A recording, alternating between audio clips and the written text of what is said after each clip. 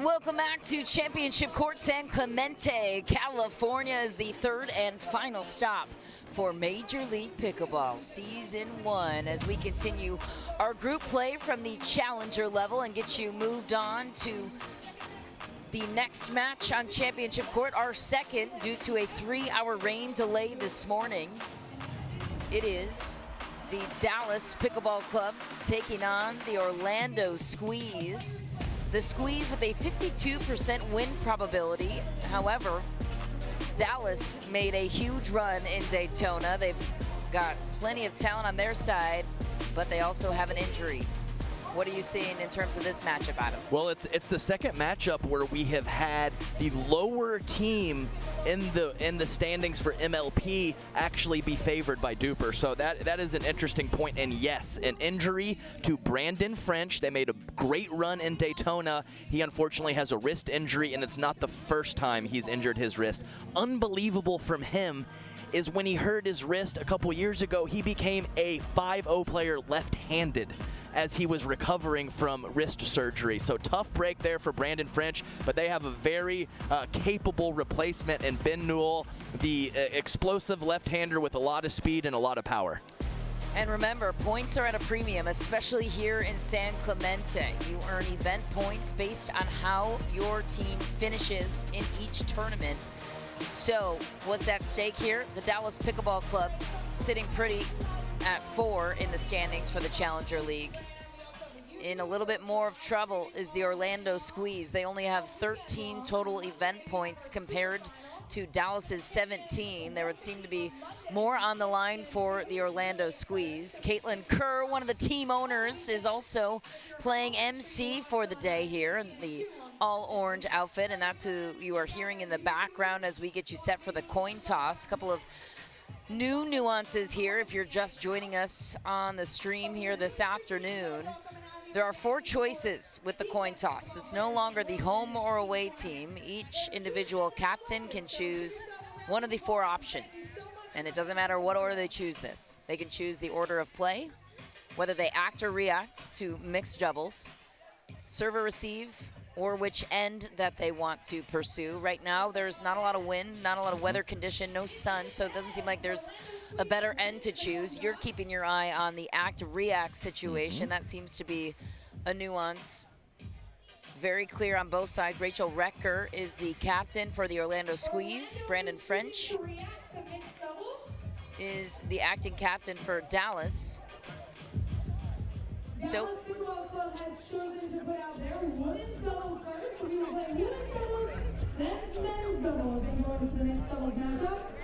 in the voice of Caitlin Kerr, Dallas selected to put their women's doubles team out first. The Orlando Squeeze chose to be the reacting team, meaning they could react to whatever mixed doubles matchup Dallas puts out first. And we saw that come into play big in the first challenger matchup we had on Championship Court. So 2 matches, I'm 0 for 2, Michelle. On shocking. As we take a look at the matchup on paper, Jill Braverman and Krista Gecheva squaring off against Bobby Oshiro and Rachel Recker, who have a slight edge in win probability according to Duper. Of course, a big trade that happened heading into Daytona Beach.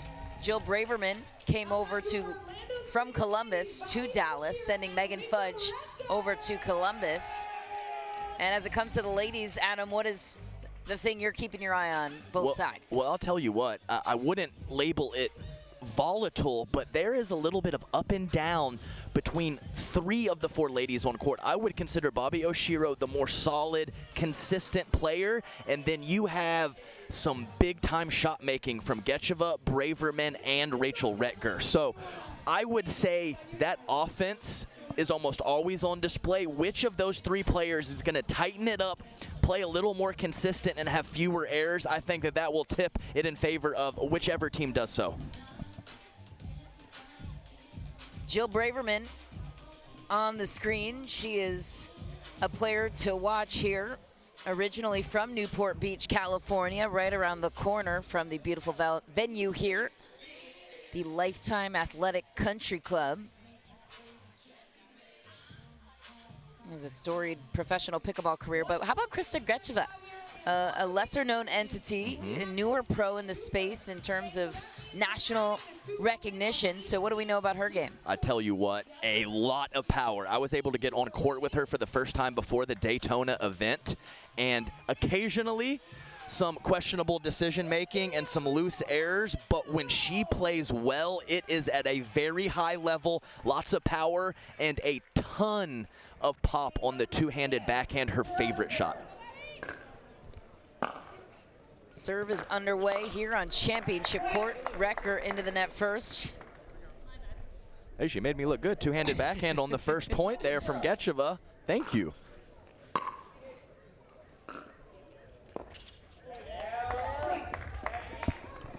Yeah, two quick ones for the Dallas Pickleball Club, and Jillian Braverman are already yapping to her bench. She's a chatty one out there, Michelle. A spicy figure.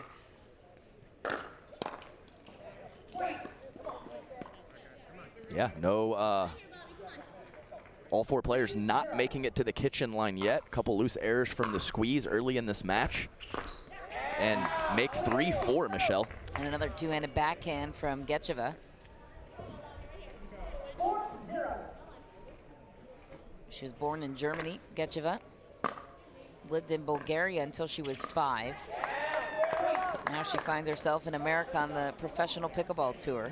Yeah, very cool story, and just awesome display of third shot drives and third shot drops from Dallas Pickleball Club early.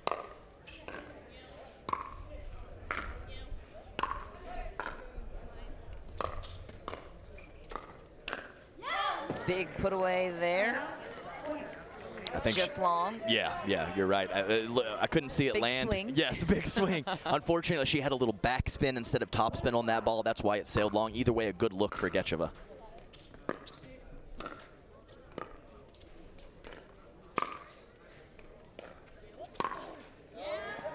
Just back for Bobby Oshiro. And fortunate for Jillian Braverman, who did not read that ball very well off the paddle of Oshiro, but luckily she's skinny enough. The ball did not hit her and sailed long.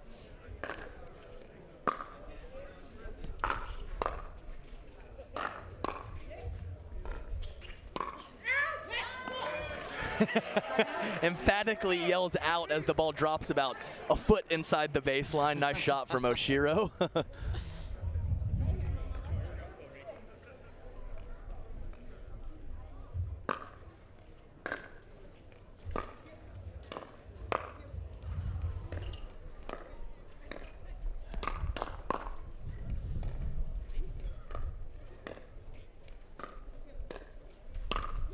And you can see some of the little bit of the volatility there of Grecheva. Two high dinks, but bails herself out with a huge two-handed backhand in the middle of that point.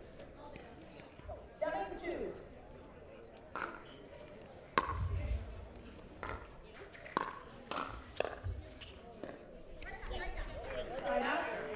Nice forward movement from Jill Braverman, using her length nicely, stepping into the court and creating a little havoc for the squeeze.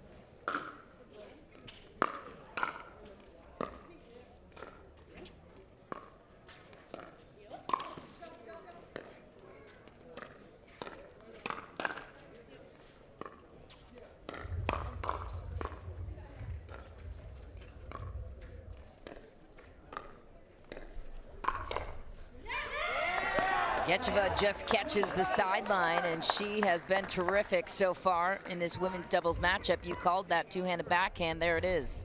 Yeah, very nice play early on. As I mentioned, one or two high dinks, but other than that, very clean. Goes for the rip that time. No dice.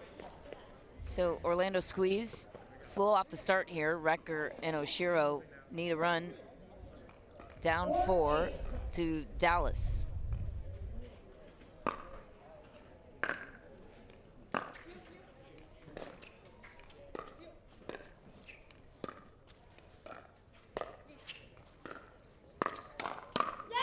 Ooh, she was ready for it. Rachel Recker, Jill Braverman all over the speed-up chance. Yeah, she also likes her two-handed backhand, and we see why right there.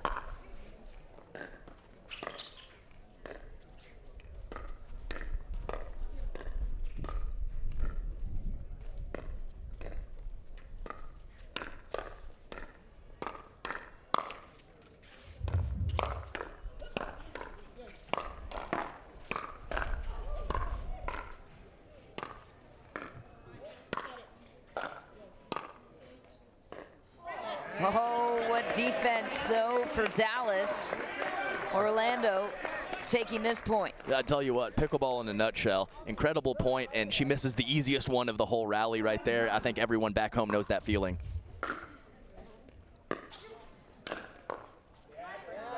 Big put away from Gecheva. And really, it's been relatively even besides for those first 4 or 5 points when they missed their first volleys off the drops and the drives from Dallas. So the ladies slowly starting to find their rhythm and their footing in this match about midway through.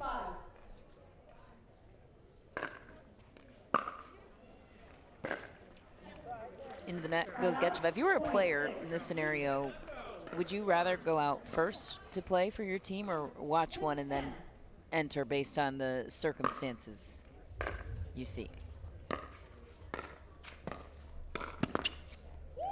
Ooh, what a find for Wrecker. Oh, nice shot there from Rachel. Attack. Well, I definitely have some nervous energy, so I like to just get out there and do it. So that would be my choice. And I'll tell you right now, a lot of these players have different choices and different mindsets and different personalities, so it's different for everyone.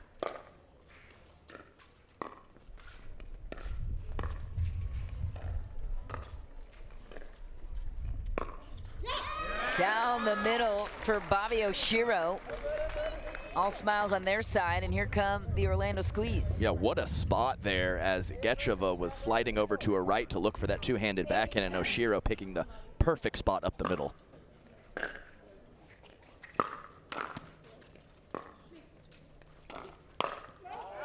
Long for Wrecker that time.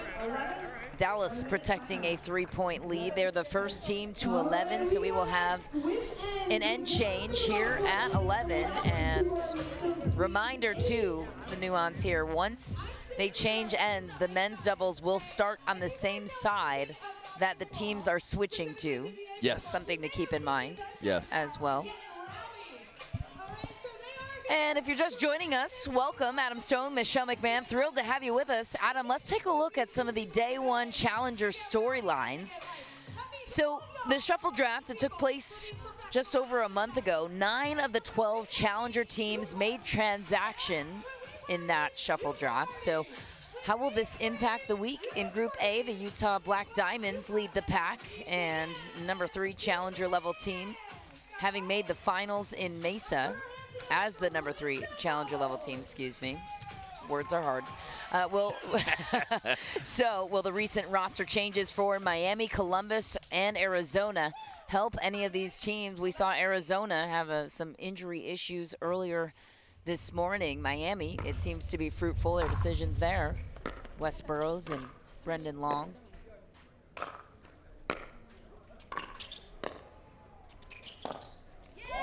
Great spot from Rachel Retger, one of her favorite shots, the forehand up the middle. And let's be clear, a lot of these teams making moves aren't necessarily trying to find a player that's significantly more talented than who they're dropping. They're just trying to mix it up and find a pairing that works for them. Into the net goes Oshiro. Dallas stealing the momentum, up 3. Yeah, tough break from Oshiro because she had Gecheva pretzeled up. I think it was going to be a very tough counterattack from Gecheva. Oshiro just couldn't come up with it.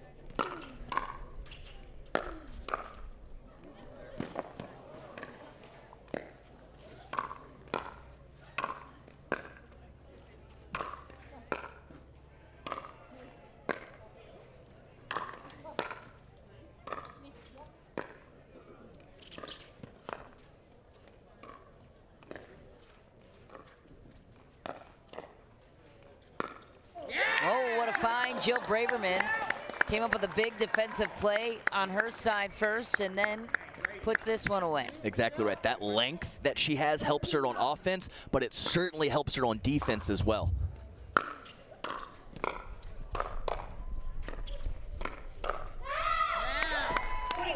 Rachel Retger in trouble. Jill Braverman celebrates. Yeah, and she's mixing up her paces on her attacks. I really like that, not just fully going for everything, and you can see Rachel Retger very early on her counterattack attempt there.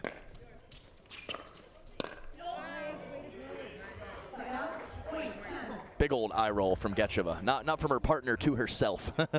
I know that feeling all too well. Just hesitated. Definitely a ball she should attack. Just didn't fully commit.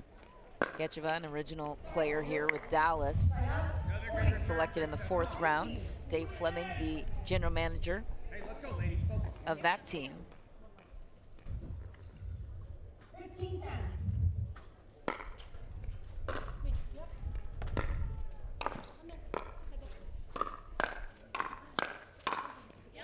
Big put away for Bobby Oshiro.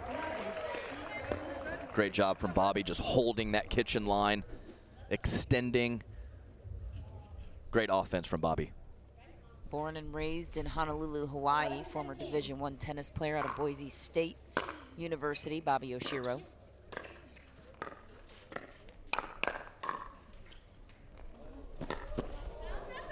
Oh, a good dig up by Jill Braverman. Yes, and a pattern that is very important in this match is Rachel Retger loves her forehand up the middle, but that is right to the two-handed backhand of Getcheva. I expect that pattern to continue. Who will win it?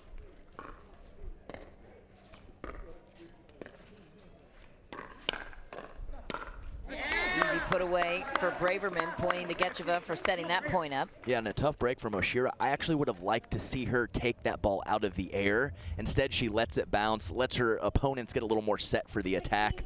Oh well, she'll clean it up. Oh, Braverman on the attack. Yeah, Retger calling a timeout. I think it was a good time for it. And I think we get in these situations a lot as pickleball players. Our #1 priority is to keep our opponents back. But when they are athletic and move well and they come in hot, you have to be careful. And that's what we saw there from Jillian Braverman. Great forward movement from her.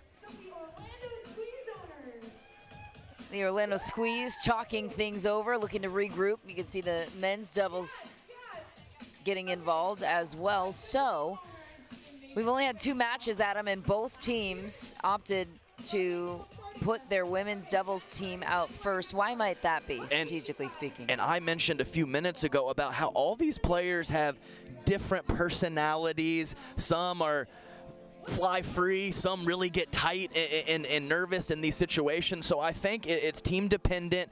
It could be getting off to a quick start with a win, or also possibly getting that second gender doubles victory to carry the momentum into mixed. So we'll have to continue to monitor that, and I think not every team has the same approach with that particular situation.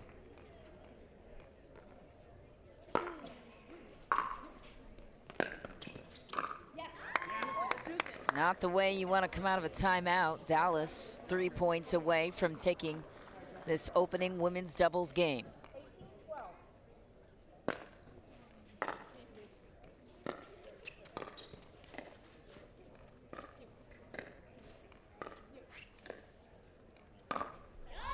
Down the middle, you said to keep an eye on that shot.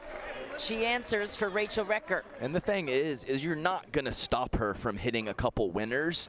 But if you can just manage it and not let it become too much of an issue, that's what you're looking for. People have their strengths, players have their strengths and weaknesses. It's never going to be 100% you. You just have to manage their strengths and keep it to a minimum. 13. Rachel Retger, former college tennis player at Elmhurst University. She was pre-med in college. Changed the plan, now is a pro pickleball player. How about the by committee? Oh, so what happened attack. is they call. Oh, so she was touching Getcheva. So Getcheva hit the ball. Braverman was touching her, so that is technically a kitchen violation. I believe that's what's being said.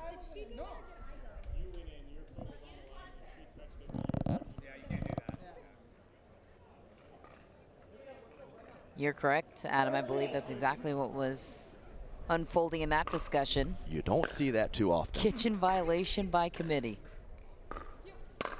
Ooh, and that's a big swing out of bounds and a huge momentum swing for the Orlando Squeeze, who seemed completely out of it. Yes. Here they are, climbing within 3. Sorry to chuckle. I just know that feeling so well. You know, high ball, you set it up beautifully, and you just kill it.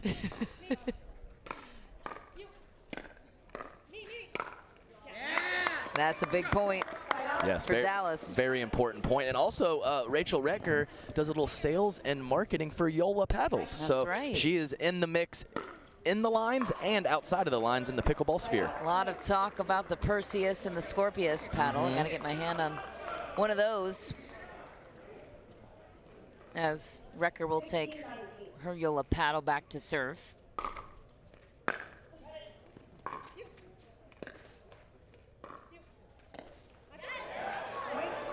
Another error for Gecheva.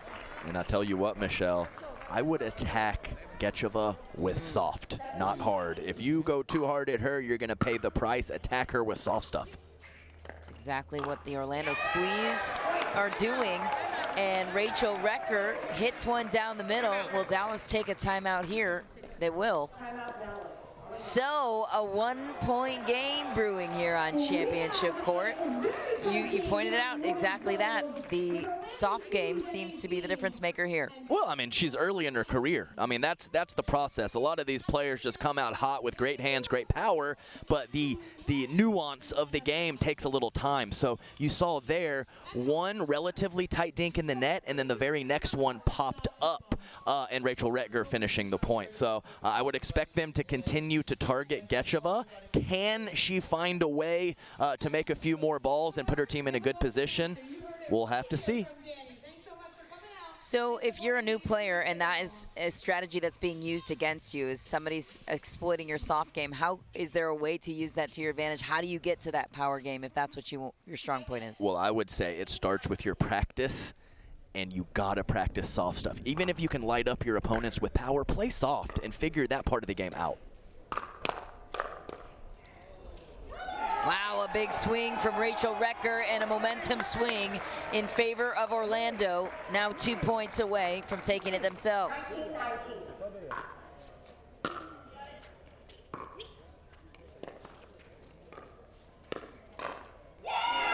Wow, Rachel Retker takes game point on her paddle, swipes it down the line, and a chance to take it here.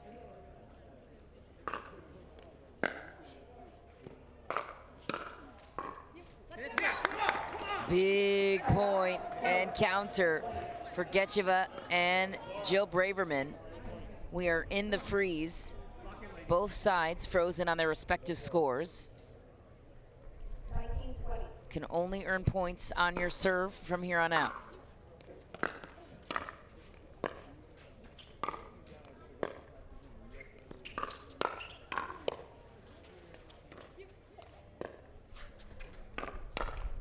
Oh, Rachel Retker catches Jill Braverman up high on the backhand, jams her up, takes the serve back, and with it is game point. And in that point, a nice job by Gecheva getting forward with the soft stuff and a nice dink as well.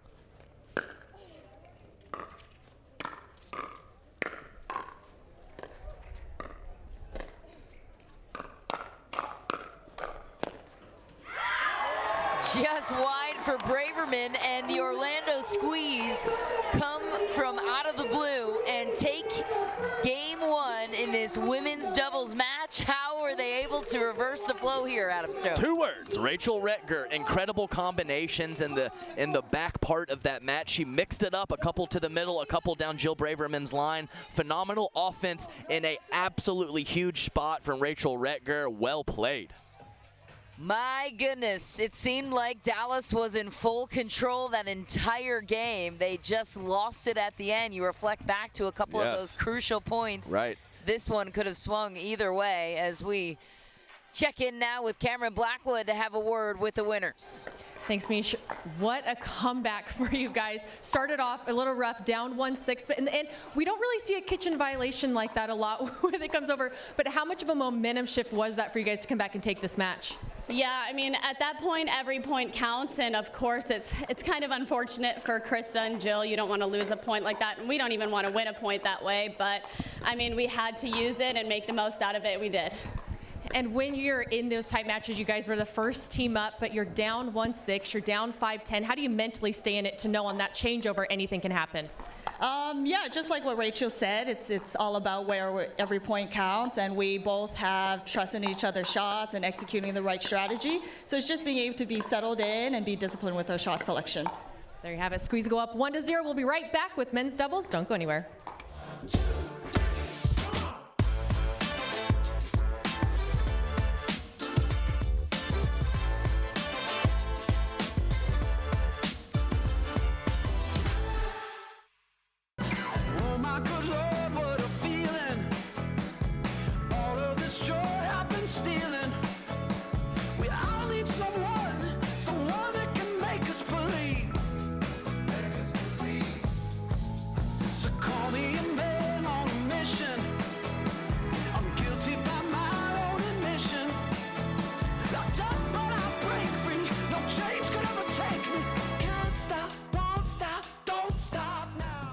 At From with Pickleball, we believe in the power of our sport to unite a community. We have introduced hundreds of people to pickleball by funding a 10-court public facility in our hometown with leagues and lessons to make everyone feel valued. We take that same approach to our business with personalized customer service and same-day shipping from our huge inventory. When you order from with Pickleball, you're supporting a small business and a diverse community of pickleball fanatics. We have the gear you need and the service you can trust. Introducing Skechers Pickleball, the official footwear of Major League Pickleball. They're ultra lightweight and responsive for incredible speed. They have Goodyear rubber outsoles with a specialized pickleball design for increased side-to-side stability and agility. Plus, they feature shock-absorbing foam and Skechers' famous relaxed fit design for incredible comfort game after game. Conquer the court in comfort. Skechers Pickleball, the official footwear of Major League Pickleball.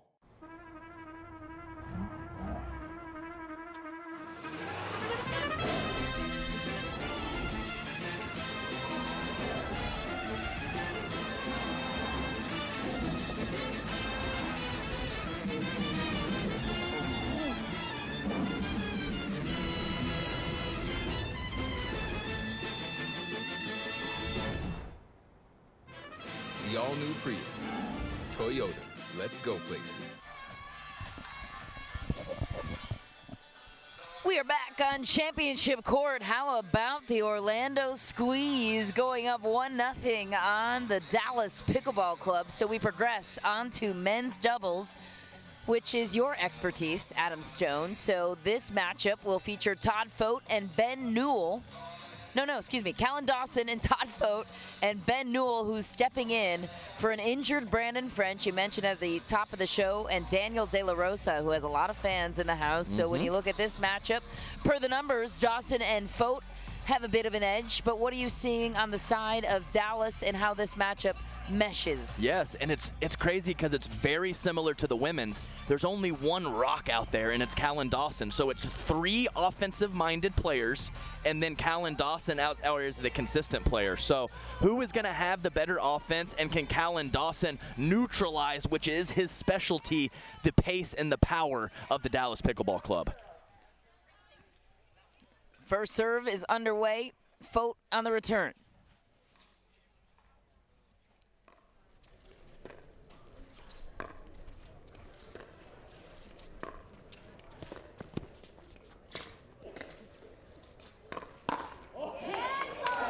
Into the net for De La Rosa.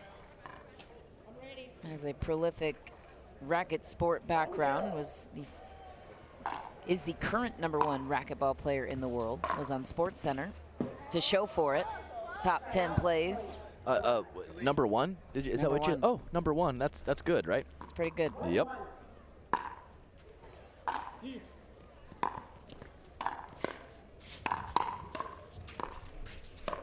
What an advantage there. You see the hands and the hand-eye coordination De La Rosa boasts. He also has a fan club here in San Clemente.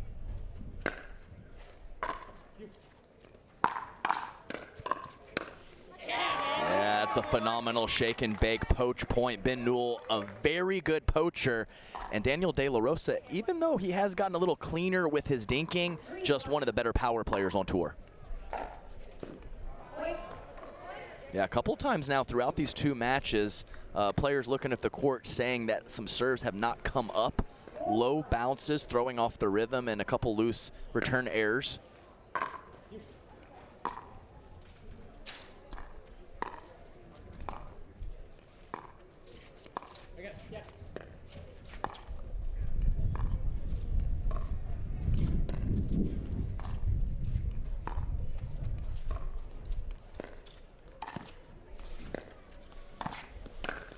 Beautiful finish from Ben Newell, who was picked up as an on-site alternate for Brandon French. Originally drafted to the Atlanta Bouncers in the 3rd round. Oh, a swinging finish for Daniel De La Rosa. He tags Todd Fote. Not a sight you'll see too often. I'll tell you what, if you're going to get hit, you might as well take it like a man, and Fote did right there.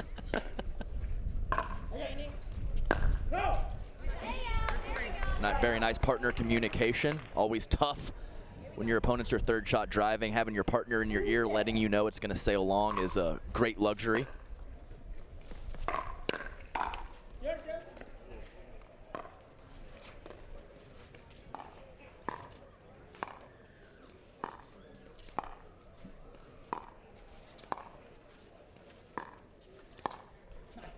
Into the net goes Callan Dawson, who is so consistent. Yeah, I tell you what, I would not expect him to lose too many cross-court dink battles, but we're all human out here.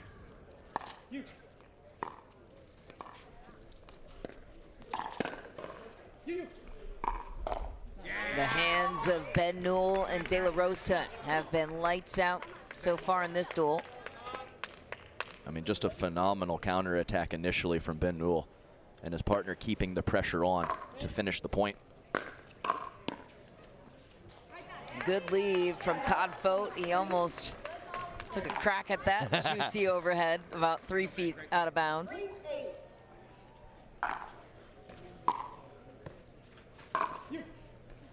Yeah, Fote showing some frustration, a couple 3rd shot drives sailing long, and a nice job by the Dallas Pickleball Club of letting those go long.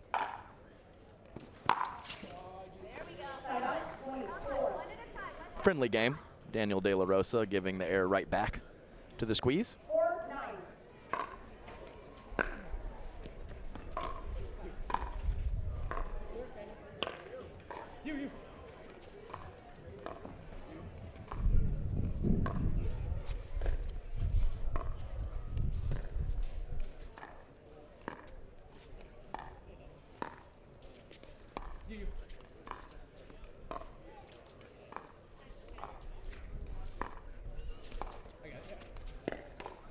Patient point sped up by Ben Newell pays off. That's right, and not an obvious attack. He picked the perfect spot to go at the right shoulder of Callan Dawson, who often sits heavy on his backhand counter.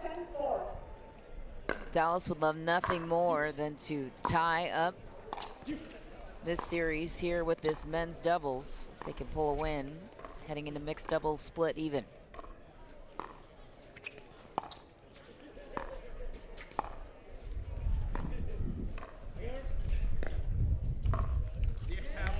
And I'll tell you what, really nice job by Daniel De La Rosa cleaning up his soft game this last year, 18 months. I remember playing him 4 or 5 years ago, and he would sprinkle in quite a few dink errors. He has done a great job of cleaning that up, as I said, and when you pair that consistency with his power, he's a player.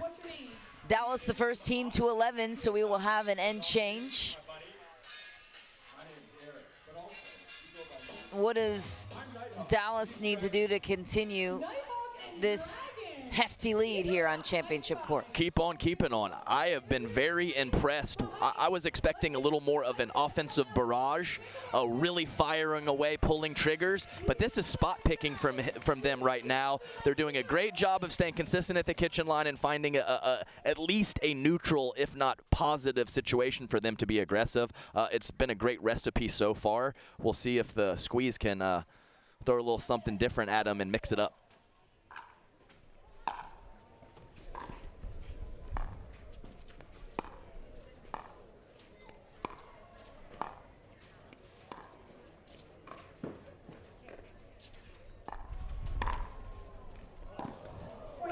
tough break there off the let cord. Possibly time for the squeeze to maybe look at targeting the Ben Newell backhand a little bit more. He's much better at speeding up on that forehand side and will occasionally get inconsistent with the backhand dink. Let's see if they choose that. Whoa, sky ball. Ooh, tough miss for Todd Fote. I love it. De La Rosa down on a knee in the midcourt, looking like Rob Cassidy out there. Great block and neutralizing of the power of the squeeze.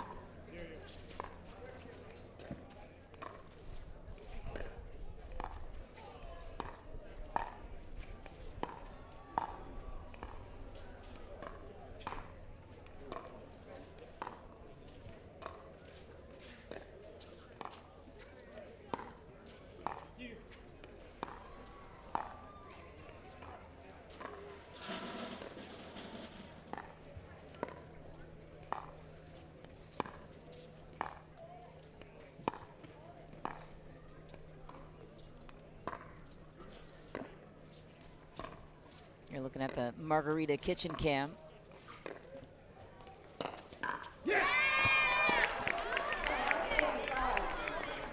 Hey, anything you can do, I can do better, says the squeeze after a patient point and picking the perfect ball to be aggressive with.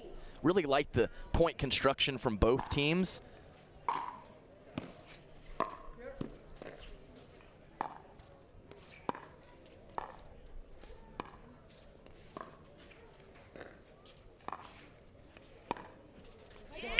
Ooh, De La Rosa, low backhand into the net. Rally scoring, a beautiful thing because comebacks can seemingly come out of nowhere. Saw the women's doubles team do it in game one for Orlando.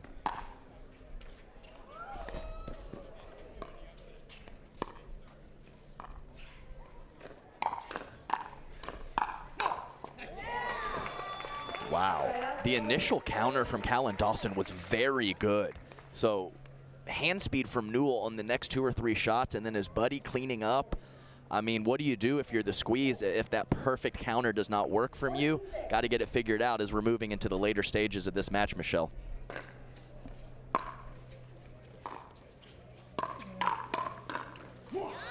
Firefight alert on championship court. Gone in favor that time to the Orlando squeeze. Yeah, Fote ready that time. Big ball from De La Rosa, but Fote right on it.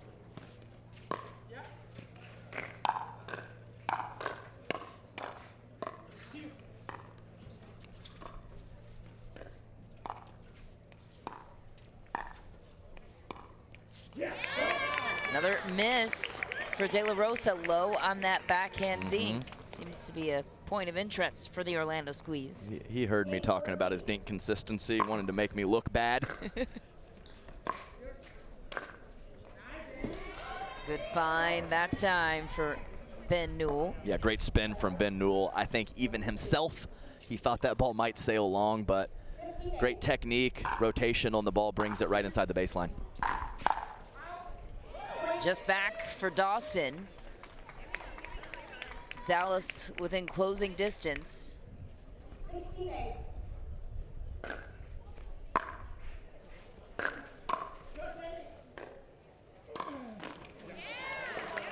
Really good spot from Todd Fote, getting the ball down low, kind of at the shins of Ben Newell. And he was trying to be aggressive from that point, and that's tough to do.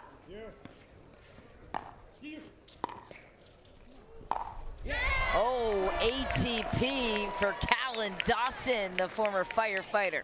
Yeah, and it's always nice when you have the option of not only going up the line on the ATP, when you can bring it back into the middle of the court. Very tough to defend in that situation. Tagged. Callan Dawson gets Ben Newell. And for those new to pickleball, Callan Dawson has a more unique grip. Unconventional. Yeah, he's got that baseball background. No tennis.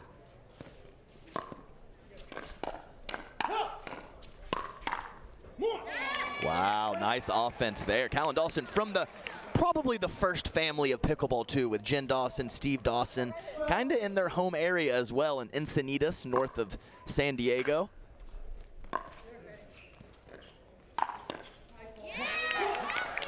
couple punches from Callan Dawson. Not a ton of spin on that backhand, but an incredible amount of power. We saw one hit Ben Newell, and now catching Ben Newell with a tough counterattack. So nice job of Callan of stepping up these last couple minutes because the squeeze very much needed it, Michelle. So it seemed like Dallas again was in control of this game, and they still have a 3-point lead. However, Orlando has closed a very significant gap. What else has changed on their side to create this momentum? Well, like I said, the offense of Callan and then the couple loose errors from Daniel De La Rosa on the dinks. He did not make any of those in the first half of this match. So normally when you have a bigger comeback or you create a big lead, it's a combination of things. So I think, you know, just the Callan offense or just the couple mistakes from Daniel De La Rosa, it'd still be a comfortable lead. But when you pair those together, we're at a 3-point game. Rachel Recker, Bobby Oshiro, the heroes for their team in game one. Winning that women's matchup is crucial for them. They won the toss and chose to react to mixed doubles, which will come into play momentarily. Oh, I thought that was going to drop. It just hovered up a bit too long. Squeezer creeping. Oh, and then a missed third into the net for Dawson, who rarely misses shots like that. Yeah, I'm that, you know, more consistent player too. It just hurts my heart when I miss those as well.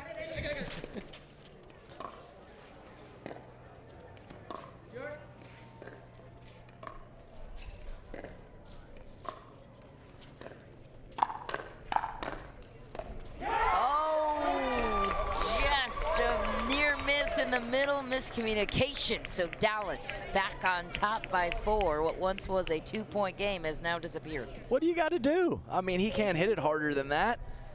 Unfortunately, right at the paddle of Ben Newell with the special hands.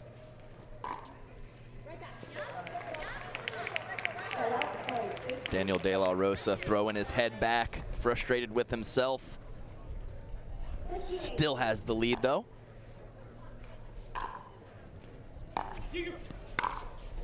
Beautiful backhand sweeping finish for Daniel De La Rosa. I'll tell you what, Michelle, high backhand volleys, probably one of the more difficult balls in pickleball. Watch Daniel De La Rosa play, you might not think so. Not when you're the #1 racquetball player in the world.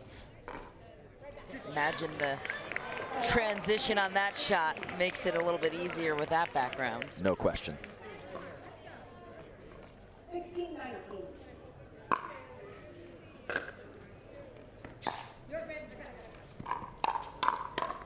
Firefight won by the Orlando Squeeze. Yeah, hands too good because I like the pull from the Dallas Pickleball Clubs on that first ball. That ball sat up nicely, but once again, hands of gold from the Orlando Squeeze.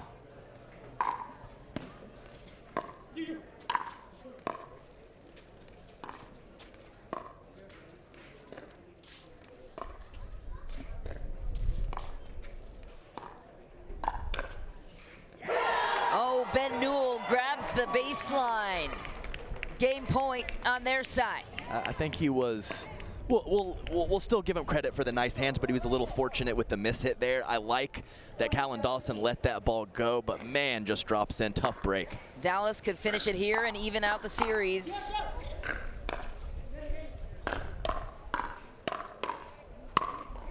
Not on Todd Fote's watch. What a point. Oh my, I mean, they had it right there in the squeeze.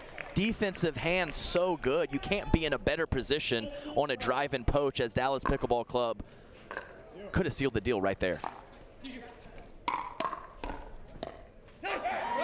Into the net for Fote. Serve returns. Reminder, Dallas is in the freeze. Both sides are on the freeze, but you can only win points on serve. This point moving forward, this is game point. Ben Newell could finish it here for Dallas.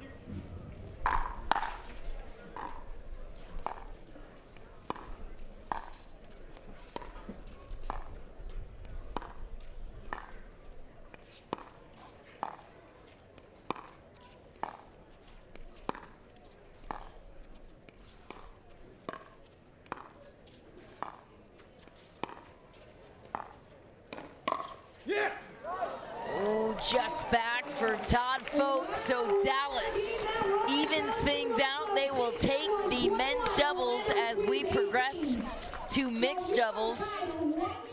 What a close game that turned into. How was Dallas able to pull it out in the end? Well, they did a great job of refocusing, because right in the heart of that match, they definitely had a little let down Michelle. So for them to stick with it, knowing that they had a big lead and their opponents come back to within 1 or 2 or 3, and to lock it up and get that win is huge, because they are down 0-1, so now 1-1. Much better situation going into mixed doubles, obviously. So because Dallas lost the toss, Orlando gets to have their pick on which mixed doubles team they want to put out against the mixed doubles matchup that Dallas lays out first.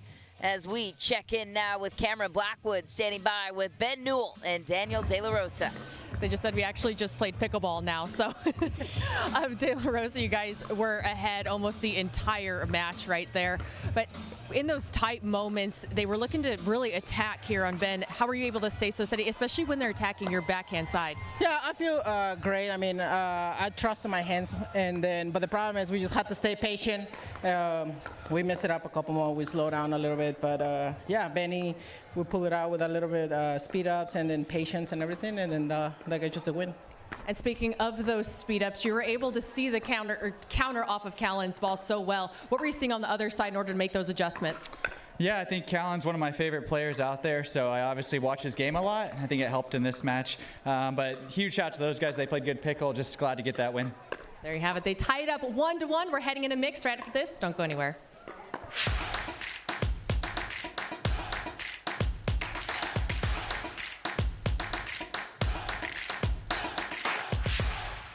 Introducing Skechers Pickleball, the official footwear of Major League Pickleball. They're ultra lightweight and responsive for incredible speed. They have Goodyear rubber outsoles with a specialized pickleball design for increased side-to-side stability and agility. Plus, they feature shock-absorbing foam and Skechers' famous relaxed fit design for incredible comfort game after game. Conquer the court in comfort. Skechers Pickleball, the official footwear of Major League Pickleball. And I said, Saturday, no one's here, right? Are you getting this? So if he wants the invoice. Water doesn't have to be boring. Turn it up with Cirkul. With over 40 delicious flavors and a dial that controls your intensity, Cirkul starts a party for your taste buds. No sugar, no calories, and no artificial flavors. Just good times. Cirkul, it's your water, your way. Try Cirkul at drinkcirkul.com.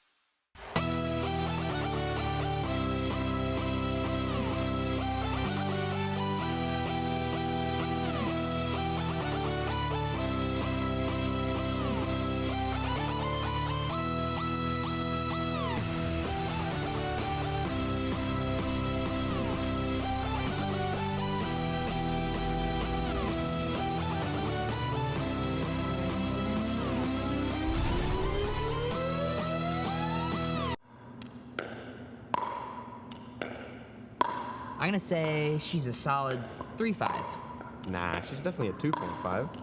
Guys, look at that forehand. She's clearly a 3.0. Guys, come on. I'm at least a 4.0. Yeah, fair enough. Ratings don't have to be hard. Duper, optimized for accuracy, optimized for fun. Download the app and claim your free profile today. Welcome back to beautiful San Clemente, California. Good look at the Lifetime Athletic Country Club here in Southern California. A bit of June gloom.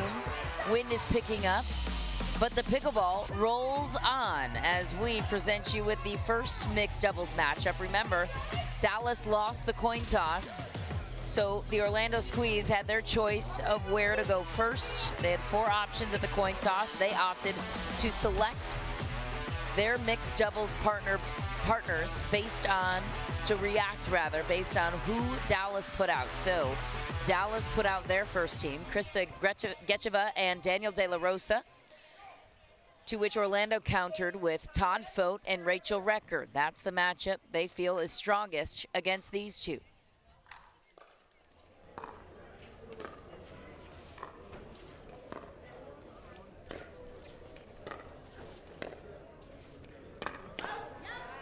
Just long for Getcheva there. How do you see this mixed doubles matchup shaking out, Adam? Yeah, very even. And a nice job by Retger there, not going to the middle, going to the body of Getcheva. Nice switch up from her. I believe it was a 50-50 from Duper. So not just me who thinks this is a very even matchup, Michelle. Todd Fote, 4th round pick for his team. 29 years old, out of Ogden, Utah.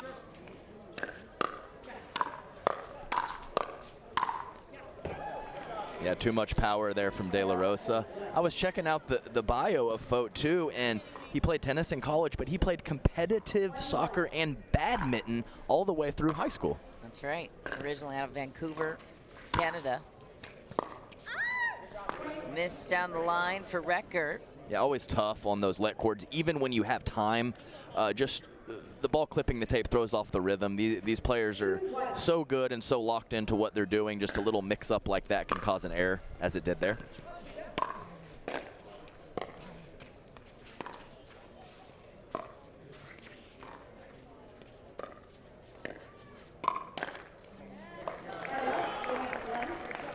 Two times now. Getcheva a little late on the backhand.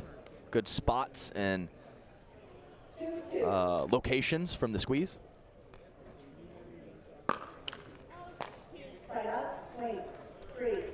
Yeah, and I would like to see, as I mentioned in women's doubles, can they attack Getcheva with soft stuff enough in this match?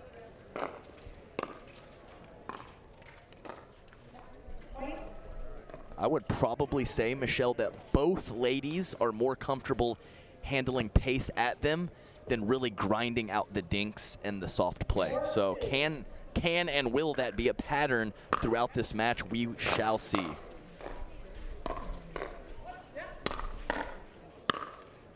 Oh, De La Rosa looking for Sports Center. Once again, not going to get it on that try down the line. Yeah, definitely a play in racquetball that you're forced into quite a bit, being out of position and that ball moving so fast. So behind the back, between the legs, those are real racquetball shots. Right. And it looks flashy, but it's effective. That's here. right.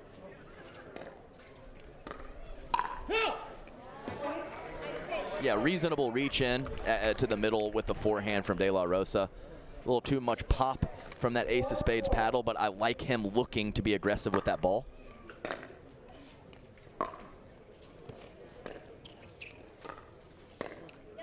You can see hesitation there, Michelle. She wasn't quite sure if she should speed up or not. She hesitated, missed that in the net. It's tough when you got Todd Fote with the heavy hands right in front of you. It makes you second guess yourself sometimes, and I believe that's what we saw there.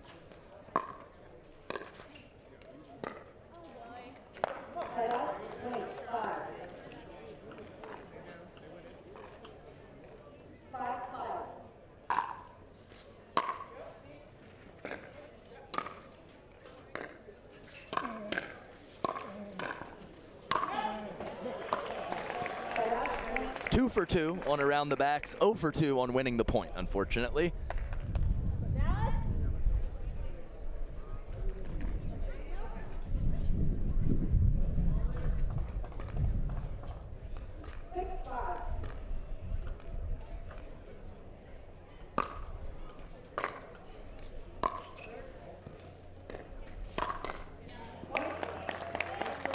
Going right at Getcheva was Todd Fote. And the Orlando Squeeze widen their lead to 2 points.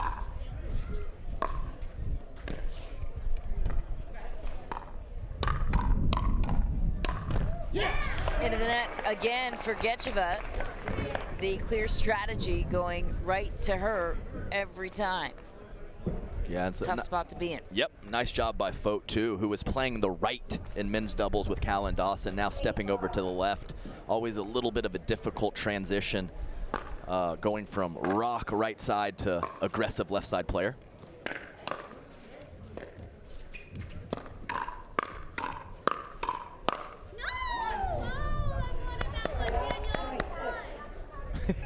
She said she wanted that one real bad, fudge.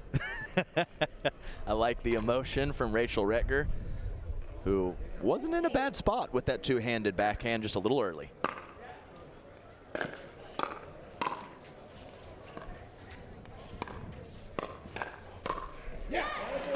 Really nice job. You can see Todd Fote with a unique grip. We talked about that tip of the paddle on the backhand being really down earlier with Scarpa. Same situation with Todd Fote, able to create a lot of topspin with that ball.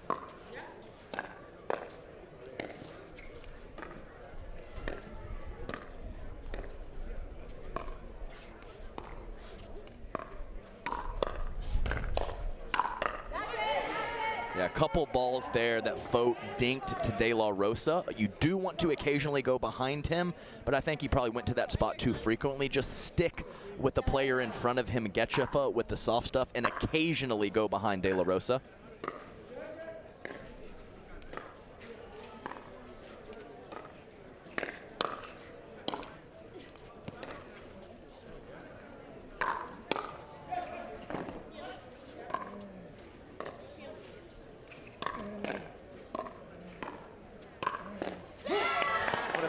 Again for the Orlando Squeeze. They take a 3-point lead. Yeah, nice job getting back forward from the Dallas Pickleball Club, but really impressed with the spin that Fote is creating right now, really forcing his opponents, especially Getcheva, to hit up on the ball.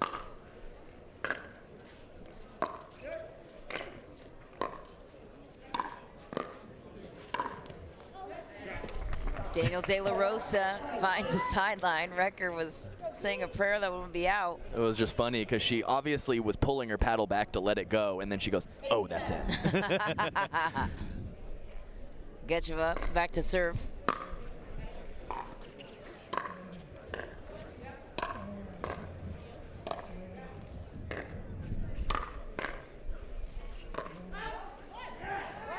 Nice job, Getcheva. Really solid.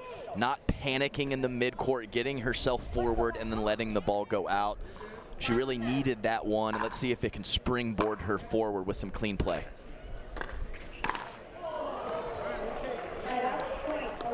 Too juicy, Michelle. Can't believe he missed that one. So Orlando, the first team, 2-11. Getcheva and De La Rosa will look to regroup. What seems to be working right now on the side of Orlando?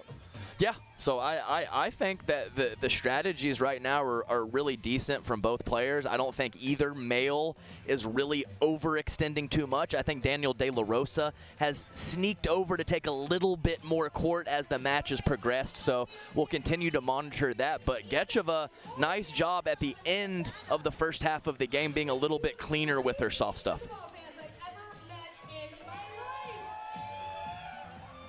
And for Dallas, what are you looking for them to counter against Todd Fote? Where should they target?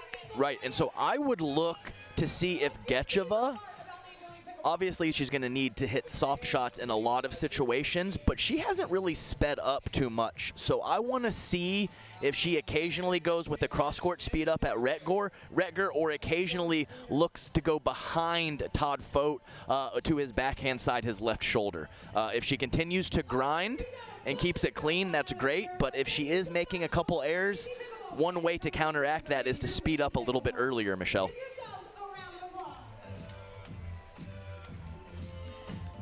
Todd Fote will serve to De La Rosa.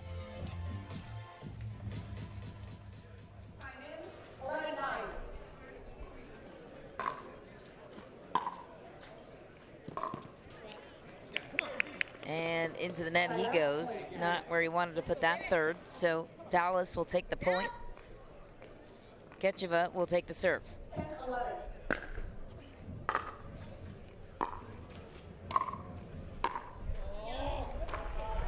What a shot from Orlando. Deep on the backhand of De La Rosa, exactly where you want to put that return.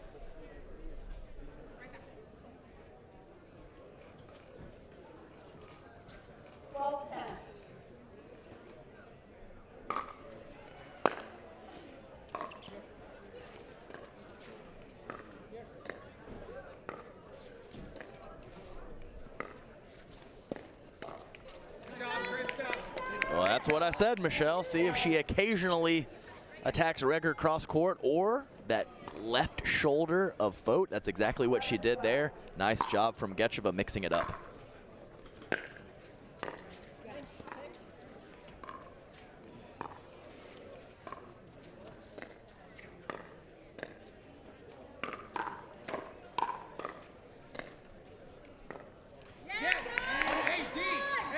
Really nice job from Daniel De La Rosa on the initial attack from Retger.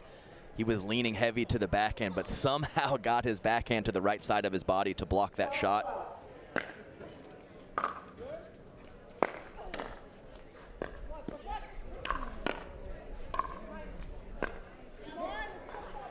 Nice spin, control of the kitchen line from Fote again. I believe that has been his best attribute so far in this match.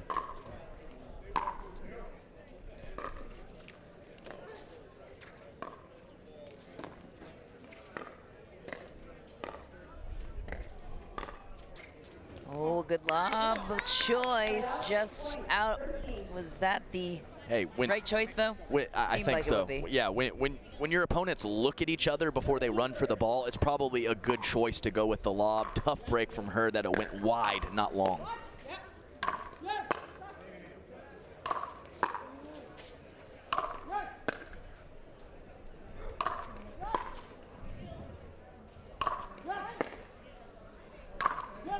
Five tries for Todd Fote, and he finally buries it. But it's tough when they throw up 5 or 6 like that, Michelle. You can easily break form, try to go for too much. So it was nice control from Fote, just staying within himself, trusting his technique, and putting the ball away up the middle to seal that point. And it's not sunny, but still bright in the overcast.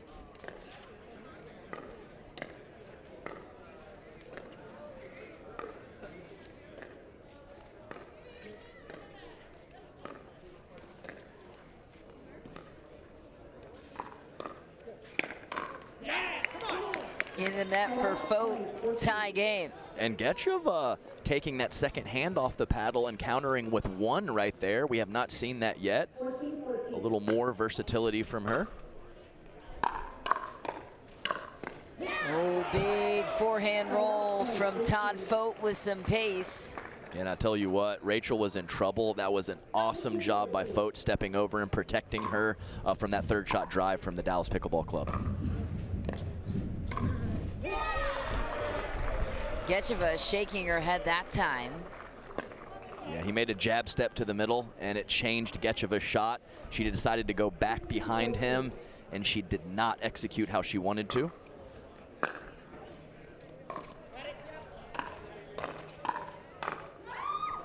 Long for Retger. Yep, just a hair too far back off the kitchen line. Dallas Pickleball Club did a nice job of putting that down around her ankle. She still went for a power shot. Couldn't come up with it.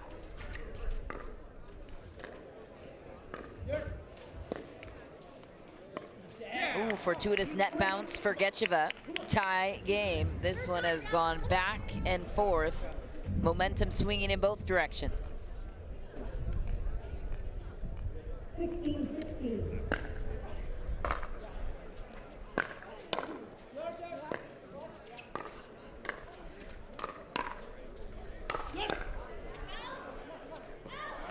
Just barely missed the baseline. Serve and point.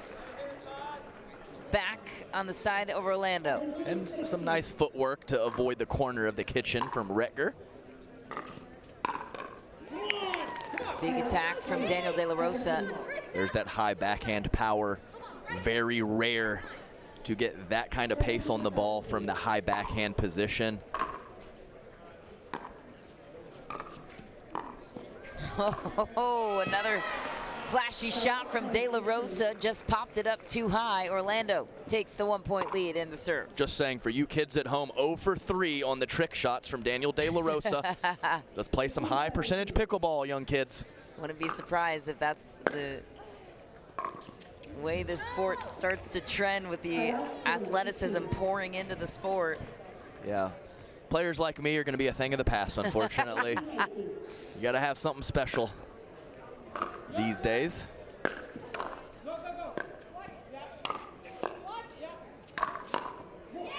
Put away, and a heavy forehand overhead shot from Todd Fote. Up 1, 2 points away from taking the series lead here. Yeah, referee called short on the serve. Yikes. We are tied at 19 apiece. Timeout is called on the court. Both teams will discuss their strategies from here. So if you were advising them on both sides, let's start with Dallas. You get the serve, 2 points away. What's your strategy? These 19-19 points are a big deal, Michelle. So I would expect do what got you here to this point. We see Brandon French chatting with his squad over there, giving them some tips. So I don't expect anything crazy, just a quality point. And the main thing in these big spots and these big points is just get to the kitchen. Get to the kitchen, get yourself forward, and then go from there. If you get stuck in the back of the court or in the transition zone, always more difficult from there. So just get forward, get yourself set, and then go from there. And for Orlando, countering, they're on the return. So where are you putting this return?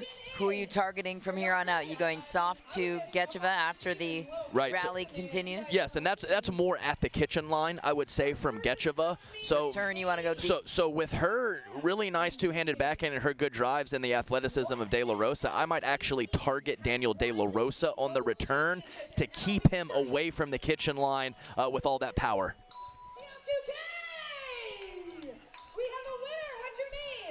Brandon French, of course, the injured player for Dallas. Pretty good left-handed, though. Yeah, as I mentioned, crazy that he could get to 5-0 left-handed. And I tell you what, Brandon French really likes to chirp. He likes to talk on the court, and it created some pretty fun matches in Daytona. So it's a tough break for the fans not to have him out there in this tournament.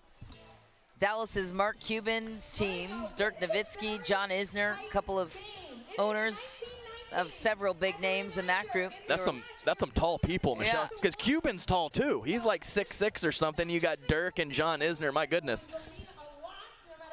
And for Orlando, owned by the DeVos family, their general manager Ryan DeVos. The Orlando Squeeze looking to get the people on their feet. We've got Nighthawk and Dragon in the crowd. Is that their nicknames? So if you get the Step Brothers reference, if you don't, Google it. If you don't, you're too young. You're too young. You're too young. YouTube the part of the movie. It'll start to make sense. Fans are rowdy here despite the weather conditions setting us back 3 hours here today. We're thrilled to have you with us. Michelle McMahon and Adam Stone in the booth. Cameron Blackwood on the sideline with you today. And if they do decide to return to De La Rosa, it'll be interesting to see if he goes with drive or drop. Now the return, how they hit the return might affect what he goes with, but I would look, like I said, to be a little softer and make sure you get to the kitchen line in this big spot. What kind of serve do you expect from Todd Fote? No different, no different. Just your regular serve. Just put it in the box, try to get some depth on it, but no reason to change up anything or go for something out of the ordinary.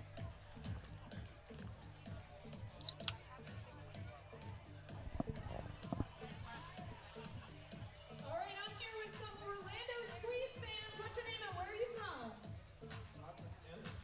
Canada. What part of Canada? Vancouver, BC. Wow, beautiful area. What brings you out to MLP today? Just playing a little pepper on the back baseline there. Dallas Pickleball Club getting those hands hot.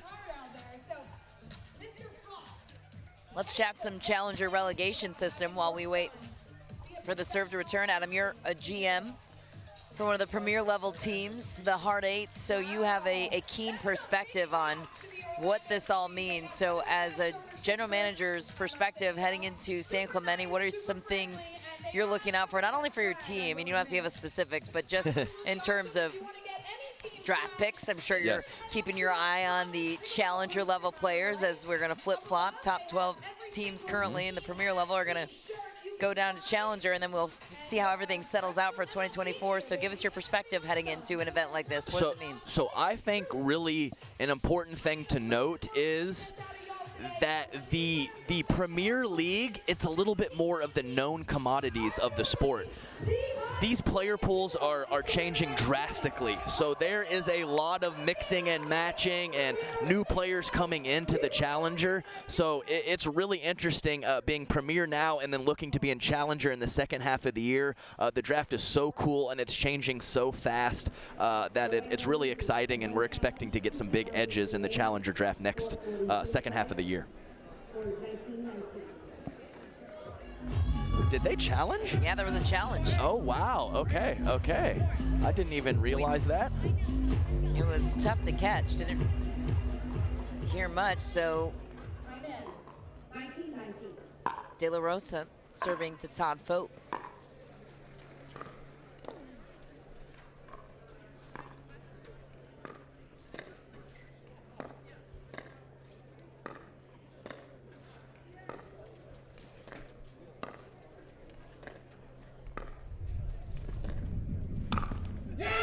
Rachel Recker turning it up at a crucial moment. You said it exactly right. Big crucial moment, and some nice dinking from Gecheva, but that last one was created from Rachel Recker, pulling her out wide, not keeping her balance underneath her and popping it up. What a return from Gecheva. That is a huge answer back. Yeah, tough break. It's already so tough when the ball's that deep, and then it clips the line. Just very difficult to come up with that ball for Recker.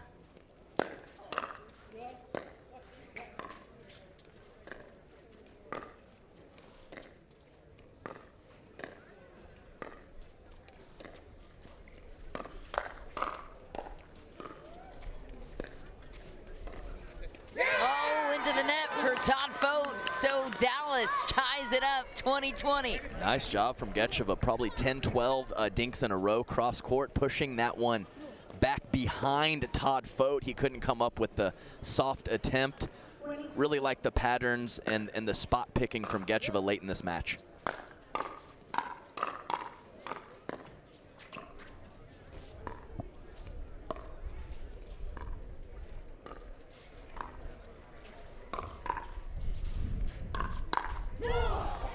Just long for De La Rosa. Todd Fote forced him into the air, and serve returns to the squeeze. Yeah, and I was hoping he wasn't going to dink that first ball. It sat up high enough, and he released on it, went with an offensive shot. I think that was the right decision for Fote. We're back on side-out scoring both sides.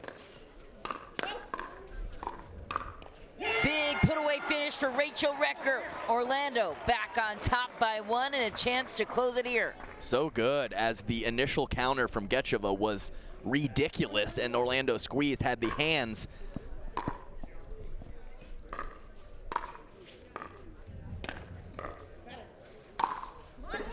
Big put-away counter from De La Rosa. Well, that's just the night-night. You know, it goes up there above the shoulders to the De La Rosa forehand. That's curtains.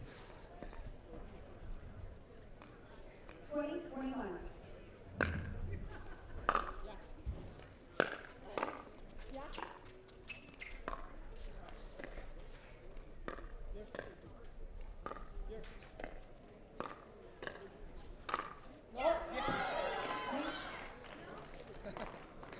Rachel Recker was eyeing that middle ball.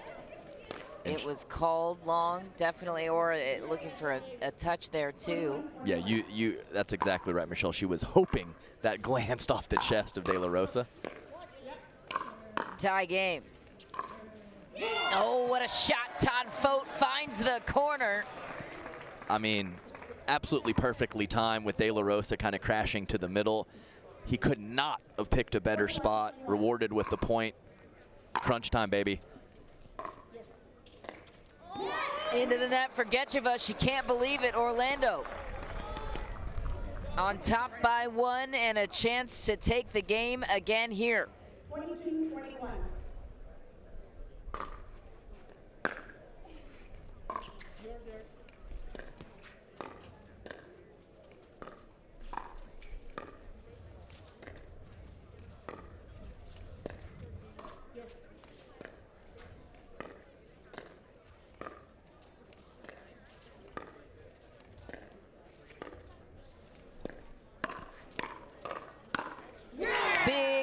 high punch from Daniel De La Rosa.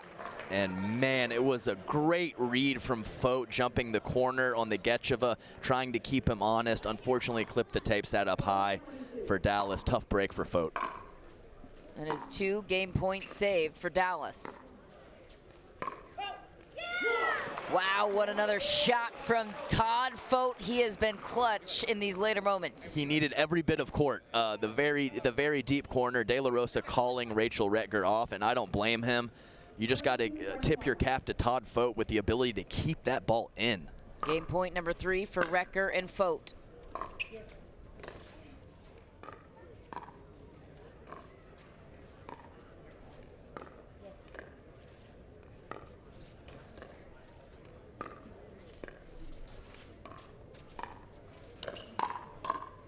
Oh, De La Rosa left one high for Fote, and he couldn't bury it. Hey, sometimes you got to bail yourself out, Michelle. It's exactly what he did. And when you have electric hand speed, sometimes when you pop them up, it still works out in your favor.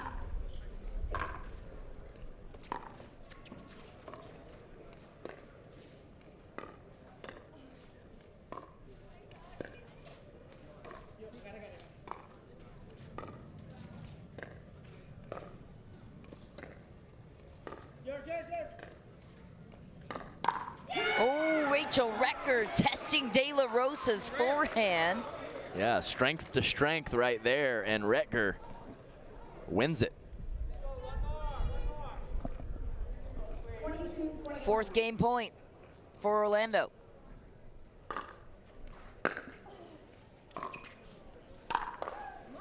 Another one saved for De La Rosa.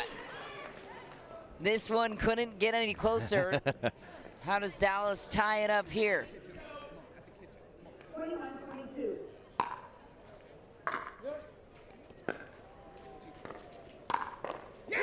What a finish. Daniel De La Rosa helps save 4 game points, ties it up, and here comes Dallas. Yeah, a couple forehands now from De La Rosa catching Retger in the transition zone. She cannot block that ball back into the kitchen. Oh, Getcheva maybe hits an out ball, and momentum has changed. Dallas now with a game point of their own. I wouldn't say she hit that the cleanest, but man, she put it in an awkward spot for Rachel Retger on the next ball.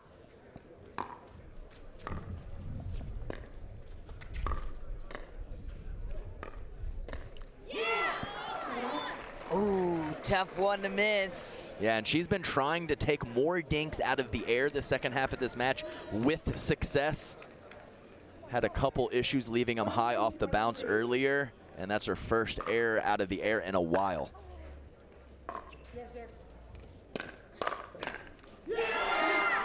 Rachel Retger and Todd Fote, they tie it up. Yeah, 23. Just letting Getcheva know she's got a pretty nice two-hander herself in the middle. 23 points apiece. Chance to pull away here for Orlando. Todd Fote will do it on his terms. Yeah, great slide over to the middle. You can't blame Getcheva for trying to keep Rachel Retger back, but Todd Fote with not only the great movement, but the great anticipation to pick that ball off. A 5th chance for Orlando to finish it here, and Todd Fote goes into the net on his 3rd. Same guy, Michelle, same guy. Yikes. Often the pickleball patterns, wonderful point, and then a loose point.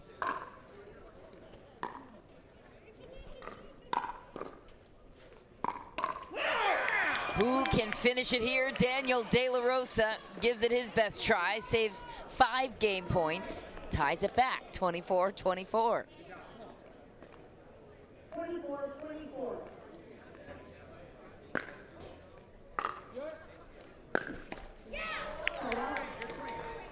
She had him leaning just a little bit, unfortunately for her, over the high part of the net up the line. And we're getting into some interesting territory with numbers we're not used to seeing, 24 apiece.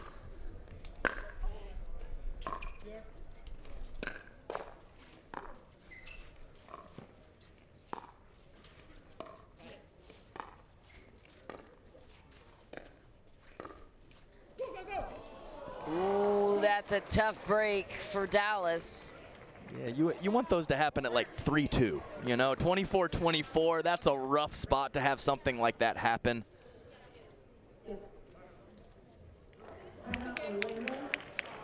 Timeout is called by I think it was Orlando. Orlando, yeah, an offensive timeout, and then probably a good idea because they haven't been. They've had 6 tries now. Right, you've been to finish it off. You've been keeping the tally, so I think I love it. I love it. I have no problem with this. Refocus, come up with the plan, a plan of action, and I think it's a good choice to take that timeout on the offensive end. They needed some sort of break in action because what was happening wasn't working. So, strategy unfolding. You're Orlando. You are now on game point number 6. Where are you approaching? Get to the net. Please get to the net. That is the key. Those percentages just move up in your favor so much as you move forward. So I would like, unless it's just super juicy, I would like a drop, not a drive. Get forward and see if you can't come up with something from the kitchen line. That is a great response. Thank you, Kyle, and we're back to the match on I think this might be the one, Michelle. That offensive timeout's going to pay. Feels like it's going to pay dividends right now. It just kind of interrupts the pace in, I think, a positive direction for Orlando. But we'll see.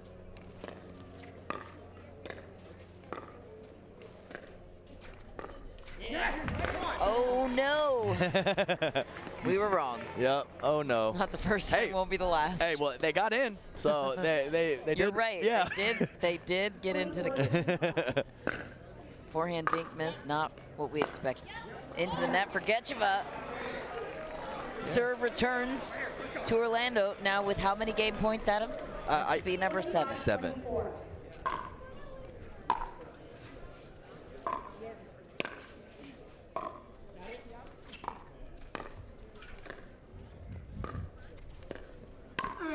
Todd Fote will finish it here. 26-24 on the finish and an Ernie statement point to end it. Yeah, great job from Fote, who had a phenomenal look at Ernie earlier in the match. Couldn't come up with it off the tape that time. He will not be denied. Great match, our best of the day. Let's go. We have one more mixed doubles game coming your way, and maybe a potential dream breaker here, Adam, as we need to hear from the winners, and that crucial timeout called at about 6 game points, as we check in now with Cameron Blackwood, who is standing by with Todd Fote and a sprinting Rachel Recker. What an incredible win by you guys. I mean, the score's looking right there, 26-24. We took an offensive timeout, but in those moments, what is the key game plan to make sure you take this match? I mean, I think just making sure you make every ball, make them play. Everybody's tight at 26-25. So just sticking to the game plan and trusting your shots. And how were you able to regroup? You come off a men's loss here, going from the right side to having to be aggressive on the left side. Yeah, I felt a little better being aggressive on the left. We really wanted some revenge for Daytona, so happy that we got that. And how much momentum does this give your team heading into the next mix that's so crucial? I mean, I think it gives a lot. I mean, it's up to Dallas here to make us go to a dream breaker. I love playing singles, but I hope we close it out here. There you have it. On to the next mix right after this. Don't go anywhere.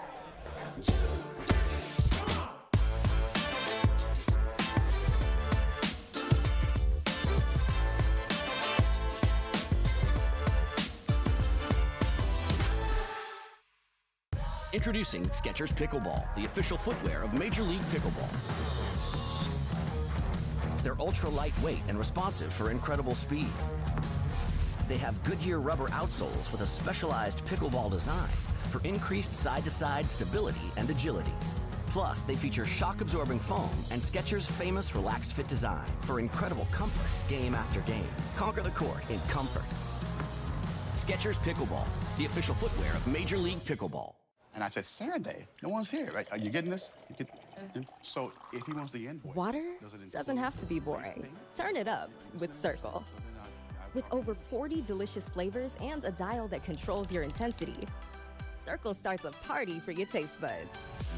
No sugar, no calories, and no artificial flavors. Just good times.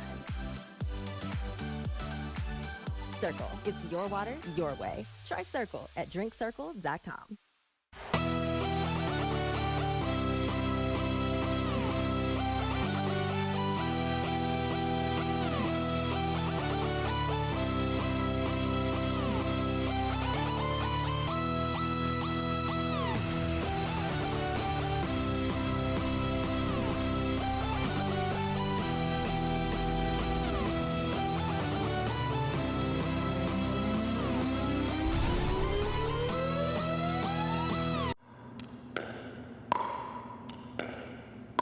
I'm gonna say she's a solid 3.5. Nah, she's definitely a 2.5.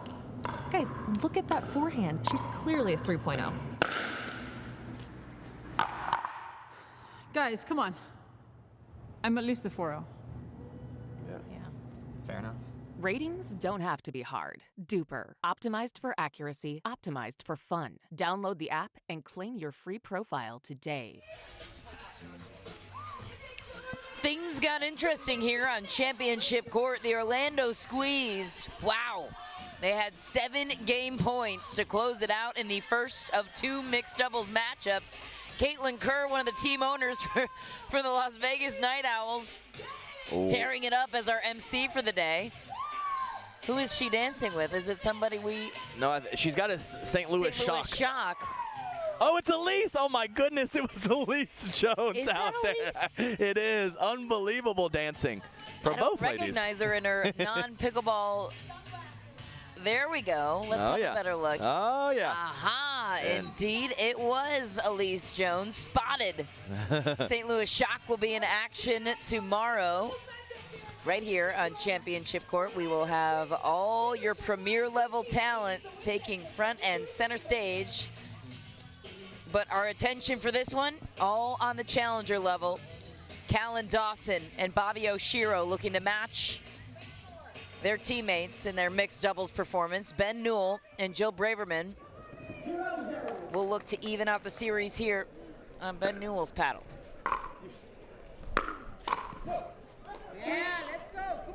Quick point for Dallas Pickleball Club, and I am real interested to see how aggressive Callan Dawson plays in this mixed doubles situation. Known more for a men's doubles player, granted he does have some solid mixed results on his resume. Can he be the alpha enough to carry this team to victory? Swinging backhand for Braverman. What would you like to see from Dawson to turn up that aggression on his side? Well, it can be 2 things. It can be shot selection and movement, and I would take court positioning for Callan. He's a very nice mover. He has great footwork, and that's what I expect from him, to take a lot of court here. 3-1.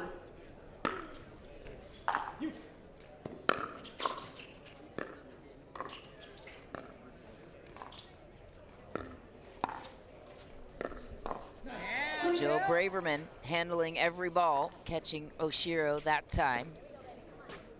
Yeah, nice 2-handed backhand up the line, getting it to the right side of Oshiro's body to force her into a forehand counterattack.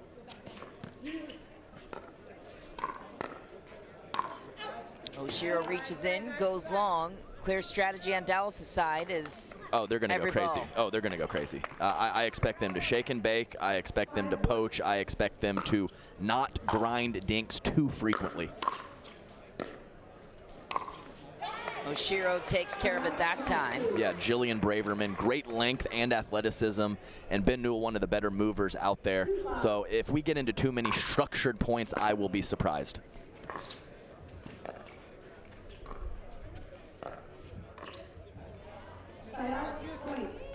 Yeah, and that's going to be an issue for the Orlando Squeeze if they are making soft errors, as both players, Oshiro and Dawson, very competent with the soft stuff. Into the net for Newell. Rachel Recker says she obviously loves singles. Not sure if her counterparts on the team feel the same way, but this one very well might be going to a dream breaker. I'm here for all the bonus pickleball we can get.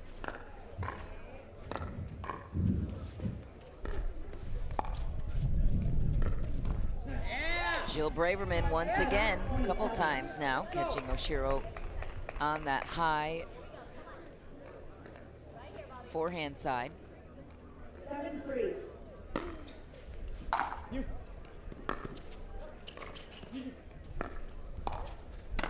Oh, Ben Newell with a swinging backhand finish. Nobody was getting that shot back. You smell that, Michelle? Breaker. Smells like a dream breaker. Like a dream breaker. Early in this second mixed match. Can they turn it around? Calling it now. Yeah, that's tough. I mean, you just have to clean that up. When you don't have some of the offensive firepower as the other players, you can't give away those freebies. And I think I'm probably one of the better former players to speak on that, because I definitely lacked offensive weapons in my game, Michelle.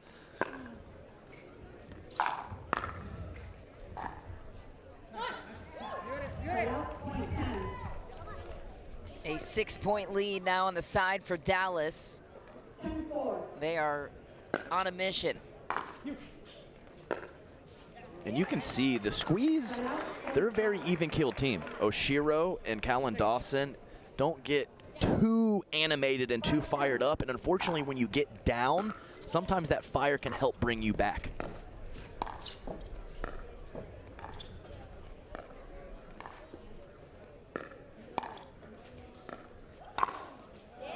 Oshiro gets a bounce off the net, tags Jill Braverman. Yeah, they need it. That's a good one. I mean, you never know what could be that trigger to get the momentum going. It could be a let cord, it could be a timeout, it can be a lot of things. And there is the court positioning from Callan. He was sprinting to the middle of the court after that great shot from Oshiro, forcing Newell into a very low percentage shot.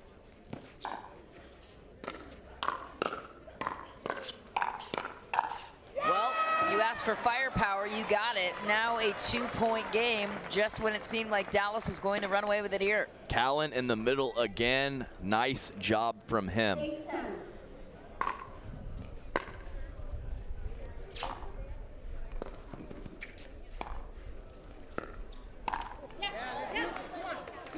Callan Dawson comes from a family of pickleball pros and lovers, as Dallas is the first team to 11 will have an end change. Callan Dawson, his parents, Jennifer and Steve, also professional pickleball players. They own and operate the Bobby Riggs Racket and Paddle Club, closer to San Diego, California.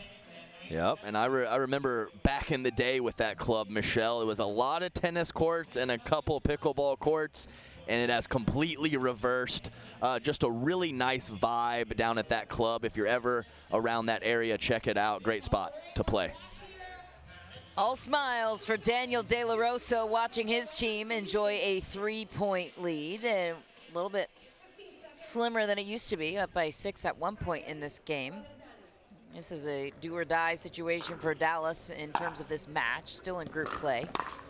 But if they want to have a chance here, they must win to force a dream breaker.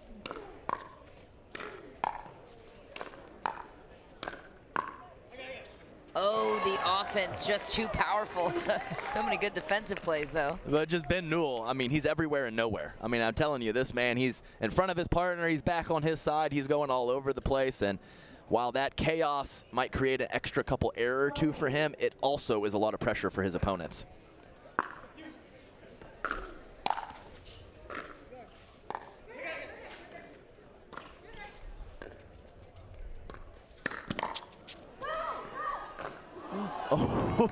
Oh, yes. So fortunate counterattack from the Squeeze after the Ernie attempt from Jill Braverman, and right into a tweener as Ben Newell runs back to the baseline.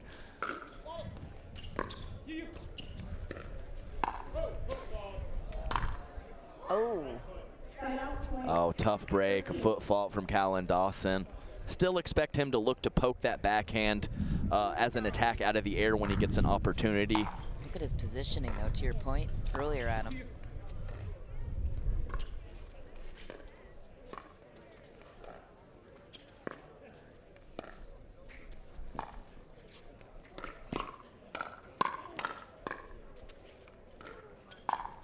Oh, Oh, Callan Dawson went for the backhand punch, sails it out of bounds. Yeah, and I mentioned it before. Much like myself, not a lot of rotation on that backhand side. So it's a good shot for him, but you have to be a little more precise when you don't have the topspin.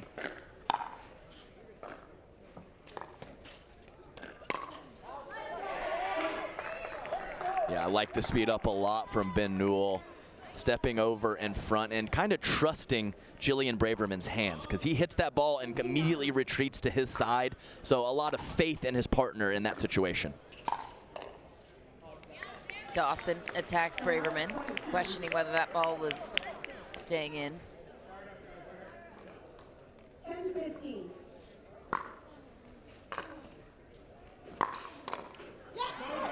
Nice drive from Bobby Oshiro, and some slight miscommunication in the middle with the two forehands. 11-15.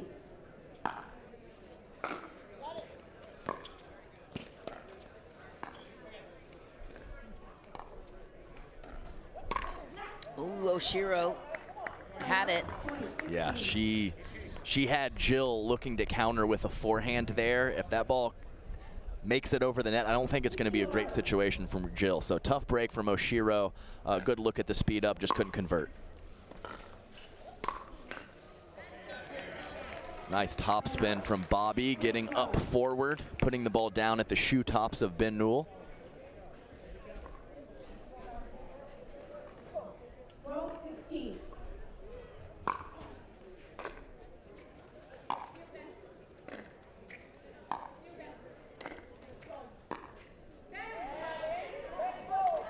Full extension, kind of a flamingo situation there from Ben Newell, using that back leg as a counterbalance, reaching into the kitchen as far as possible.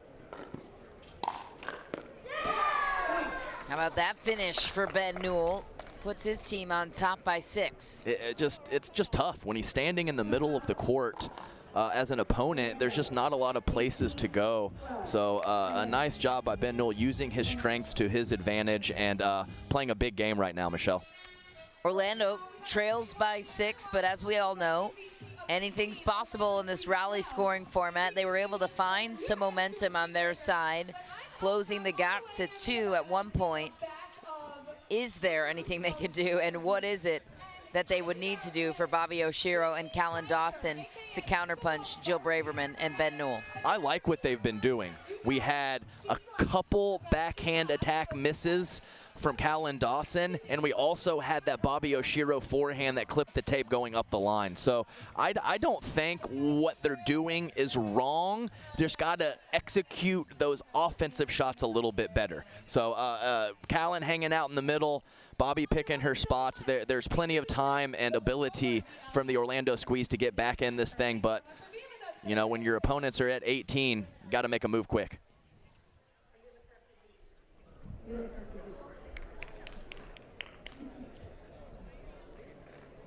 China in, 18-12.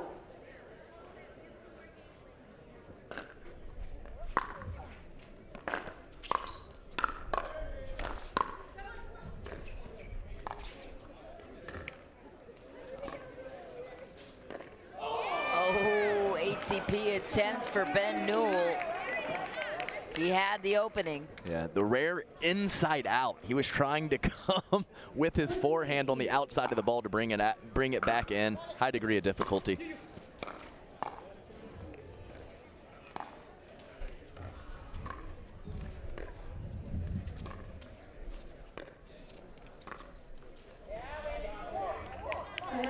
Nice dinking from Ben Newell. I mentioned that could be a spot that the Squeeze are looking to target. I don't believe he has a single backhand error in this match. Nice clean play from Ben.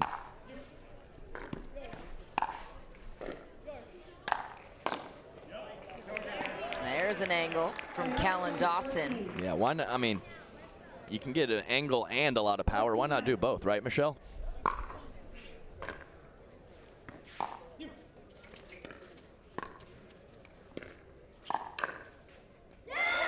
Ben Newell just barely catches the line. Game point for Dallas, eyeing down a dream breaker. Our first of the morning / afternoon now.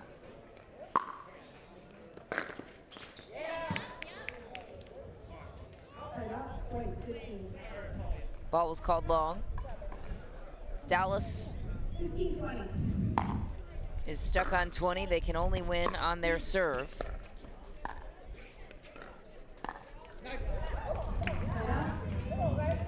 Just a slight loss of balance from Callan Dawson on that forehand dink attempt.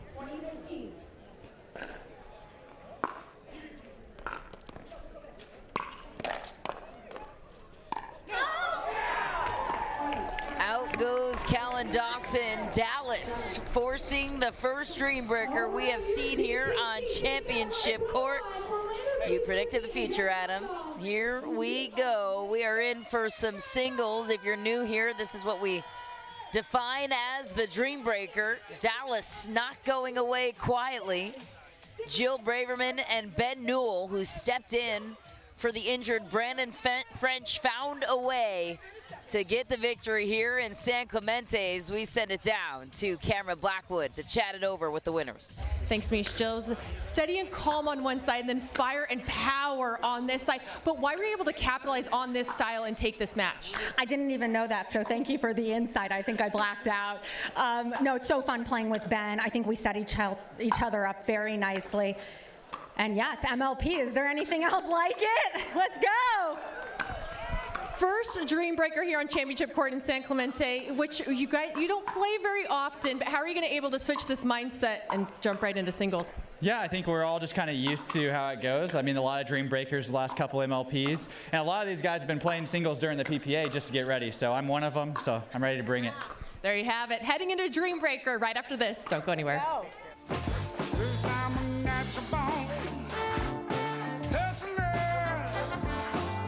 Just like my mama said, hard times and that good way that you're born.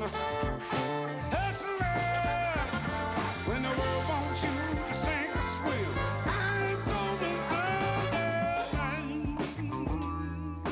go. Michelob Ultra, 2.6 carbs and 95 calories. It's hard to find supplements that work. No, thank you. You need supplements that are backed by science with natural and plant-based ingredients and that are third-party tested. Because cleaner is better. Like Oro Organic. Plant-based supplements made from the Earth's most powerful plants for your immune health, gut health, workouts, and more. Find out more at oraorganic.com.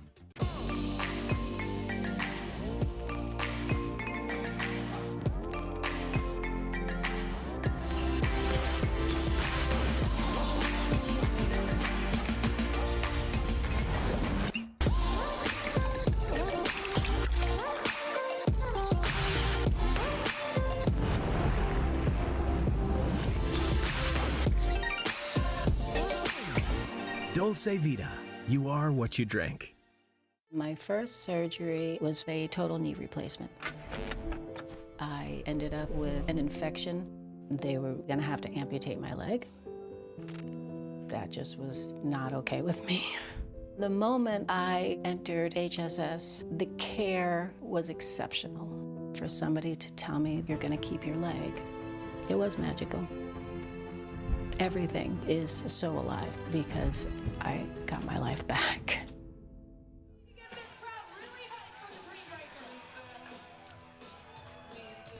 I'm guessing it's Folk Callan Retker.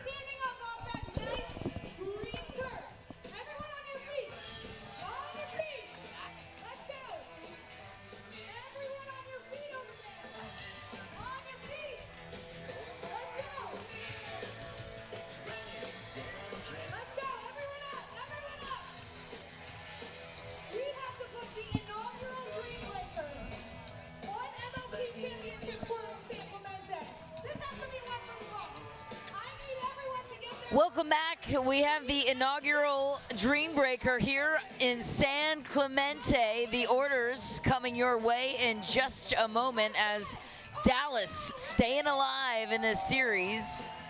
Ben Newell will be out first for Dallas, then Daniel De La Rosa, then Jill Braverman, and Krista Getcheva over on the side of the Orlando Squeeze. They put out Todd Fote first Callan Dawson, Bobby Oshiro against Jill Braverman.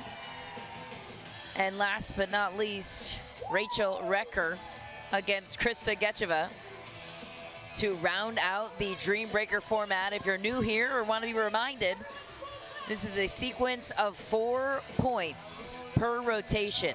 So these two guys will square off for 4 points, then we'll move to the next rotation and continue the series from there. Michelle McMahon, Adam Stone in the booth, Cameron Blackwood on the sideline.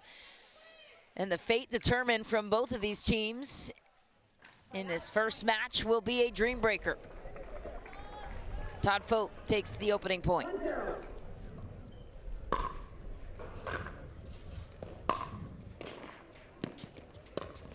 Ooh, good read from Ben Newell, but couldn't come up with it. Nice ball from Fote. And it's interesting because, Michelle, we don't really have anyone on court that is a consistent every tournament singles player. So normally we have that regardless of Premier or Challenger. That ball is clean, and Todd Fote playing out of his mind. Well, I was going to say, on paper, I'm going to give a slight edge to Dallas Pickleball Club, but I might switch that after this 3-0 start from Todd Fote. And where would that edge come from in your mind? I would say the edge would mainly come from the fact that Callan Dawson does not have a tennis background, does not play a lot of singles. So it's a very small edge for Dallas Pickleball Club, but I would say that that is probably where it comes from.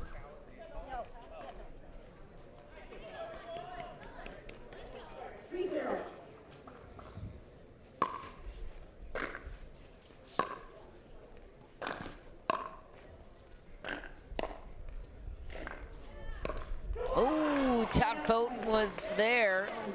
So Ben Newell comes away with 1 point. Todd Fote wins 3 in that rotation. We progress on to Daniel De La Rosa and Callan Dawson.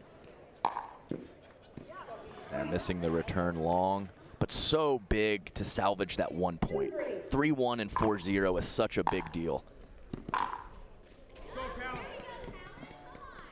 Man, he creates some effortless power, doesn't he? That ball is in. There's no getting to that shot. Unfortunately, you create that kind of power, more difficult to keep the ball in between the lines. 4-2.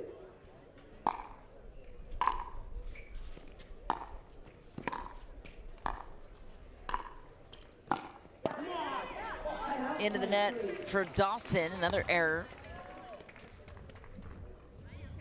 Daniel De La Rosa takes 2. Can Dawson win back the 4th? Ground strokes just so important in the game of singles. You don't have great ground strokes, not a big issue in doubles. It's a nice luxury to have, but just absolutely essential in the game of singles.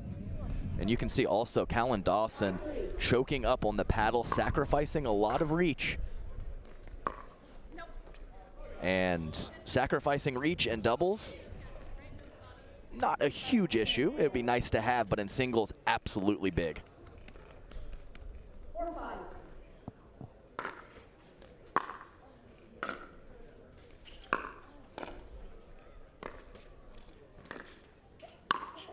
What a powerful shot from Bobby Oshiro. You're always lobbing the short people, Michelle. Happens to me all the time. You don't have a stance on that, do you? That's right, but Bobby says no, no, no. I'm going to rip this overhead right inside the baseline, and she does exactly that.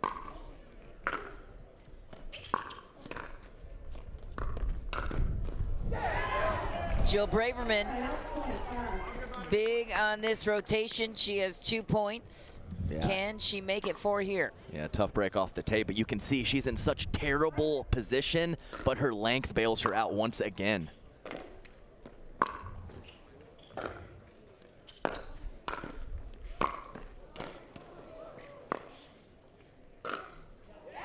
What a rip from Braverman. She takes 3 of the 4 points, and that is now bringing us to a tie game here in this Dream Breaker series. Yeah, huge two-handed backhand cross court after being in a little bit of trouble earlier in the point. Nice job by Braverman tying this thing up.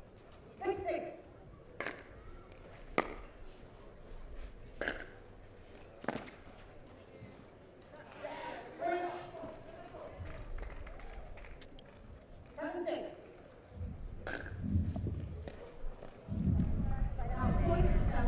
just missed the serve long, so it gives that well-earned point right back to Recker.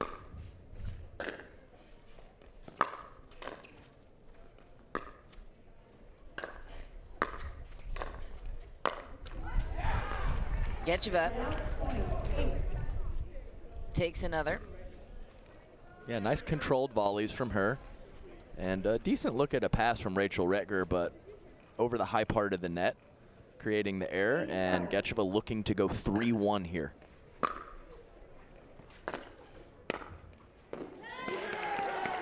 There's a big point for Rachel Recker. 2-2, we remain tied. Back to the top of the order, Todd Fote, Ben Newell. Yeah, missed return from Ben Newell. I think he was too fast on that one, trying to come forward before he finished his shot.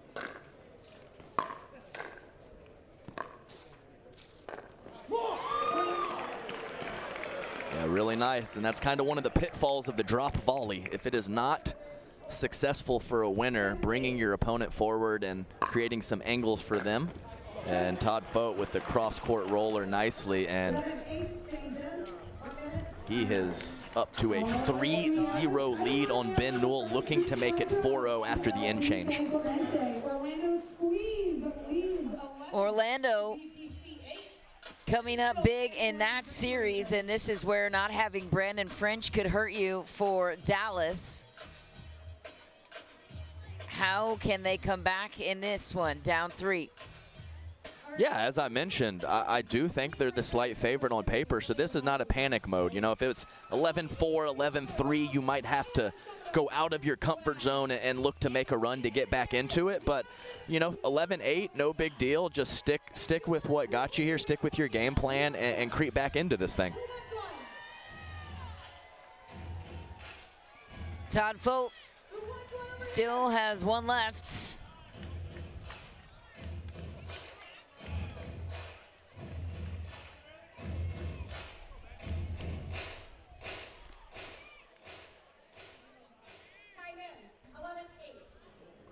This would be a huge win for Orlando in terms of the standings.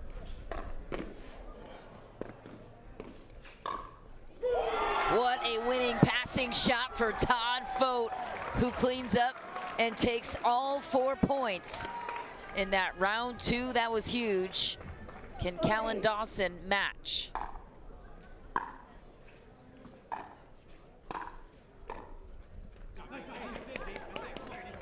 Just missed. We'll have to see if Callan can step over to his left and avoid taking that third shot with the backhand, which he is almost exclusively going to drop.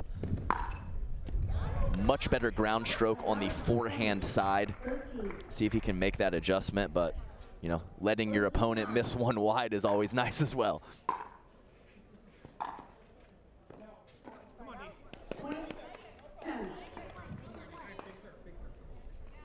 De La Rosa takes one more to go. Just wide, and that's a huge series for De La Rosa, taking 3 of the 4. Yeah, and you can see that it's a nice luxury to have, to be able to rip shots from the back of the court on both wings, and Daniel De La Rosa shows a nice backhand on that last point. Oshiro only got 1 point in the first round against Braverman. Looking to do one better here. Jill Braverman comes up big once again, takes the opening point. Yeah, very competent tennis player, very competent pickleball singles player, Jill Braverman, and she's showing that right now out on court. Another point for Jill Braverman, one of the anchors of this Dallas team, starting in Daytona Beach. She takes 2.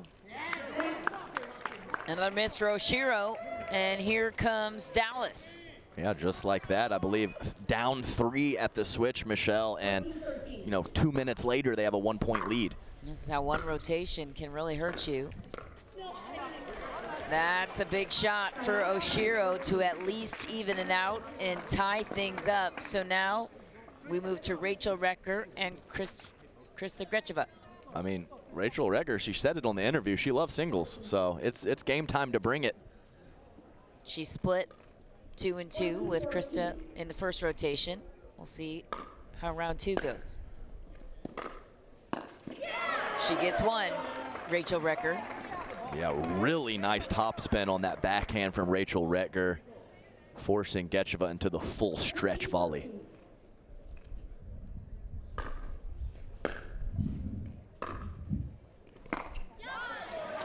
There's 2 for Regger. Yes, and Gecheva returning and staying back, and Regger looking to come forward any opportunity she gets. A lot of pressure when you know all eyes are on you.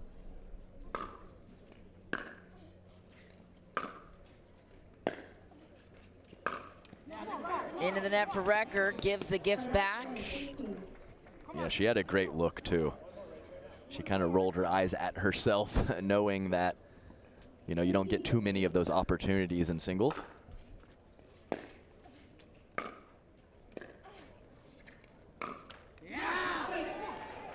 Yeah, great job from Gecheva to neutralize that initial topspin roll from Regger.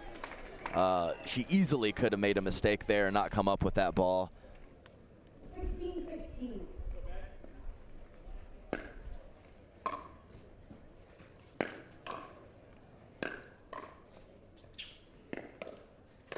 Oh, crucial opening point for Ben Newell, who didn't win a point in the second round. He knew he needed to come up big for his team this time.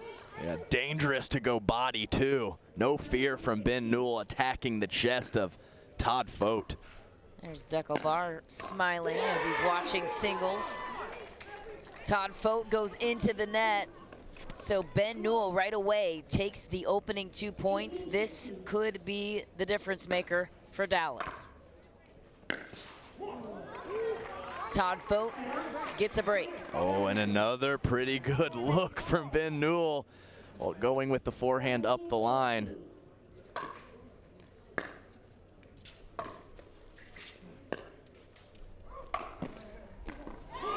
Wow, Todd Fote extends, he answers back. We are still tied here in this Toyota Prius Dreambreaker.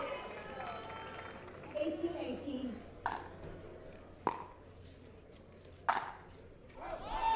Just wide for Callan Dawson. De La Rosa takes the early 1 point edge. I love it though. I said he needed to step to his left and look for a forehand. That's exactly what he did. He missed it by a couple inches. No worries, keep it up, Callan.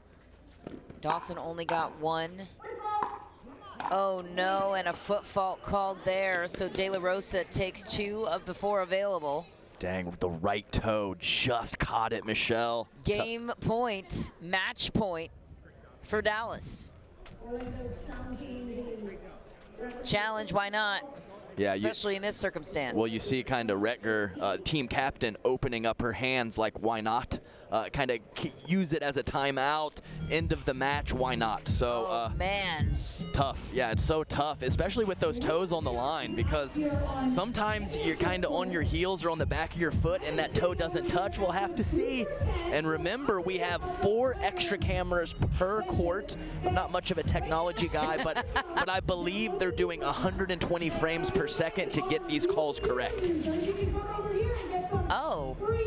No, but it's the next step. It's the next step, I believe. That's clean. I thought it was the right toe that was the issue.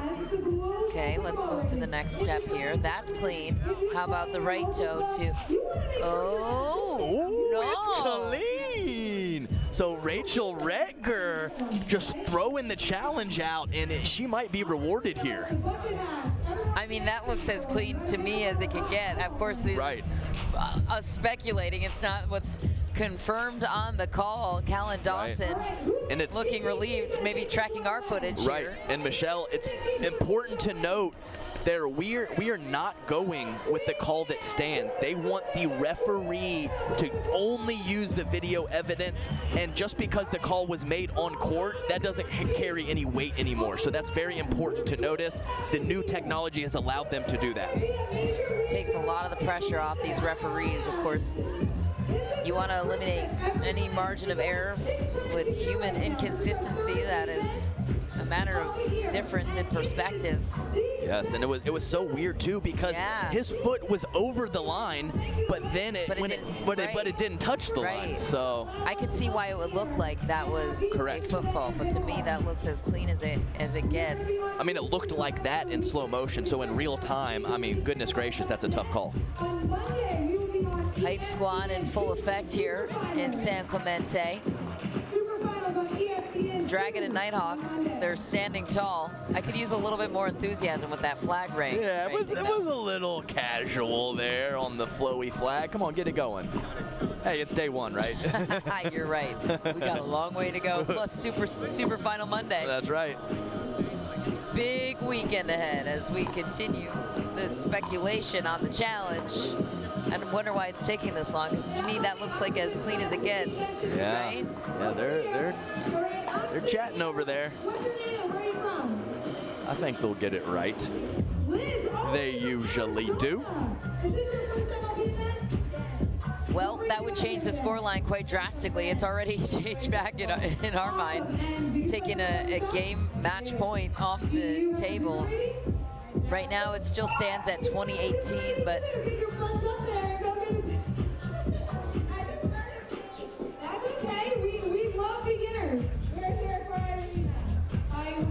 the review situation continues. So now, who does this obviously favor if it does go the way that we think it's going to go? Orlando obviously not fending off a match point. We would replay. So that would put it at 19 all. Yes. No, I think we would just replay it. Correct. You're sorry. I'm sorry. So it would be 19-18. That's exactly right. Yeah, you can't penalize the other team for the referee's call. So yeah, you're exactly right. Looks like we were close to getting our answer. Yeah. So, I mean, Orlando, thanks to Todd Fote in round 2, seemed to be in control of it. Then Dallas found a way. Ben Newell being a key part of that in round 3. Yeah, that was big. The first round through for Ben Newell did not go fantastic for him. To step up big, the second rotation through was huge for Dallas.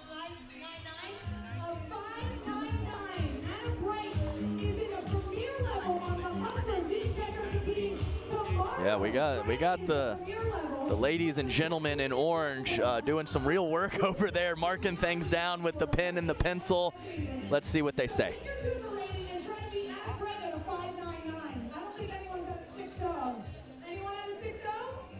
All right, we'll end it on that. I need y'all to give it up for the Dream Breaker right now. It is 20-18. Get up on your feet. Last time. Here we go.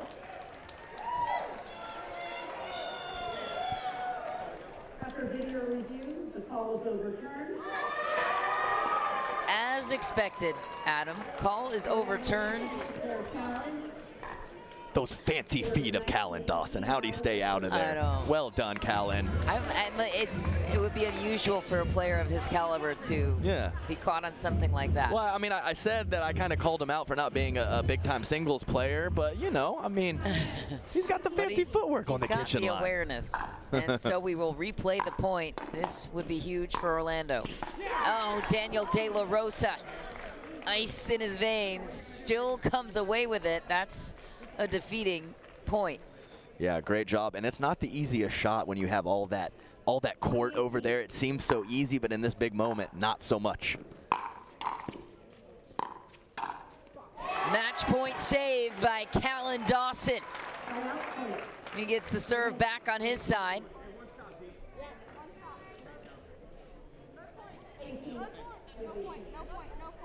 It's a freeze, so. Yeah, she called point. Yep, just a miscommunication there. Into the net goes Dawson. Remember, Dallas has to win on their serve. Both teams have to score points from here on out on their serve. We return to side-out scoring as we hit the freeze on both sides. Just wide, and Jill Braverman finishes the Dream Breaker on her terms. And how about Dallas hanging in, staying alive, fighting for their tournament lives here early in group play. The Dallas Pickleball Club take the opening match against the Orlando Squeeze. What was the difference maker for you in that Dream Breaker? Just sticking with it. Just sticking with it. They trust their talent. They know they're a quality singles team. So, you know, having that 11-8 deficit, it's no panic whatsoever, and they stuck to their guns. They hit the shots they wanted to, and they executed great there at the end of the match. Kudos to the Dallas Pickleball Club. So Dallas, a team that ranks in the top 4 in terms of standings in the Challenger League, doing themselves a favor, taking this opening match as we send it down now to Cameron Blackwood, who's organizing the winners here on Championship Court. Cameron. Guys, what a great win here. De La Rosa, there was that overturn there at the very end. How'd you not let that affect you to make sure that Dallas took this win? Well, it's pickleball, you know. So we know that it was very close, but I have a really good teammate. They help me to stay focused, and then that's how I stay focused on it. And you guys were in the championship back in Daytona, a hard loss there, but how much does this win right now give you momentum to go back and take this championship? You want to win that first match.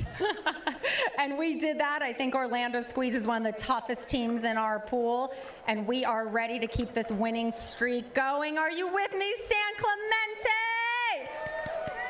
There you guys have it. Dallas takes the win over Orlando Squeeze. Don't go anywhere. We'll be right back with more Major League Pickleball.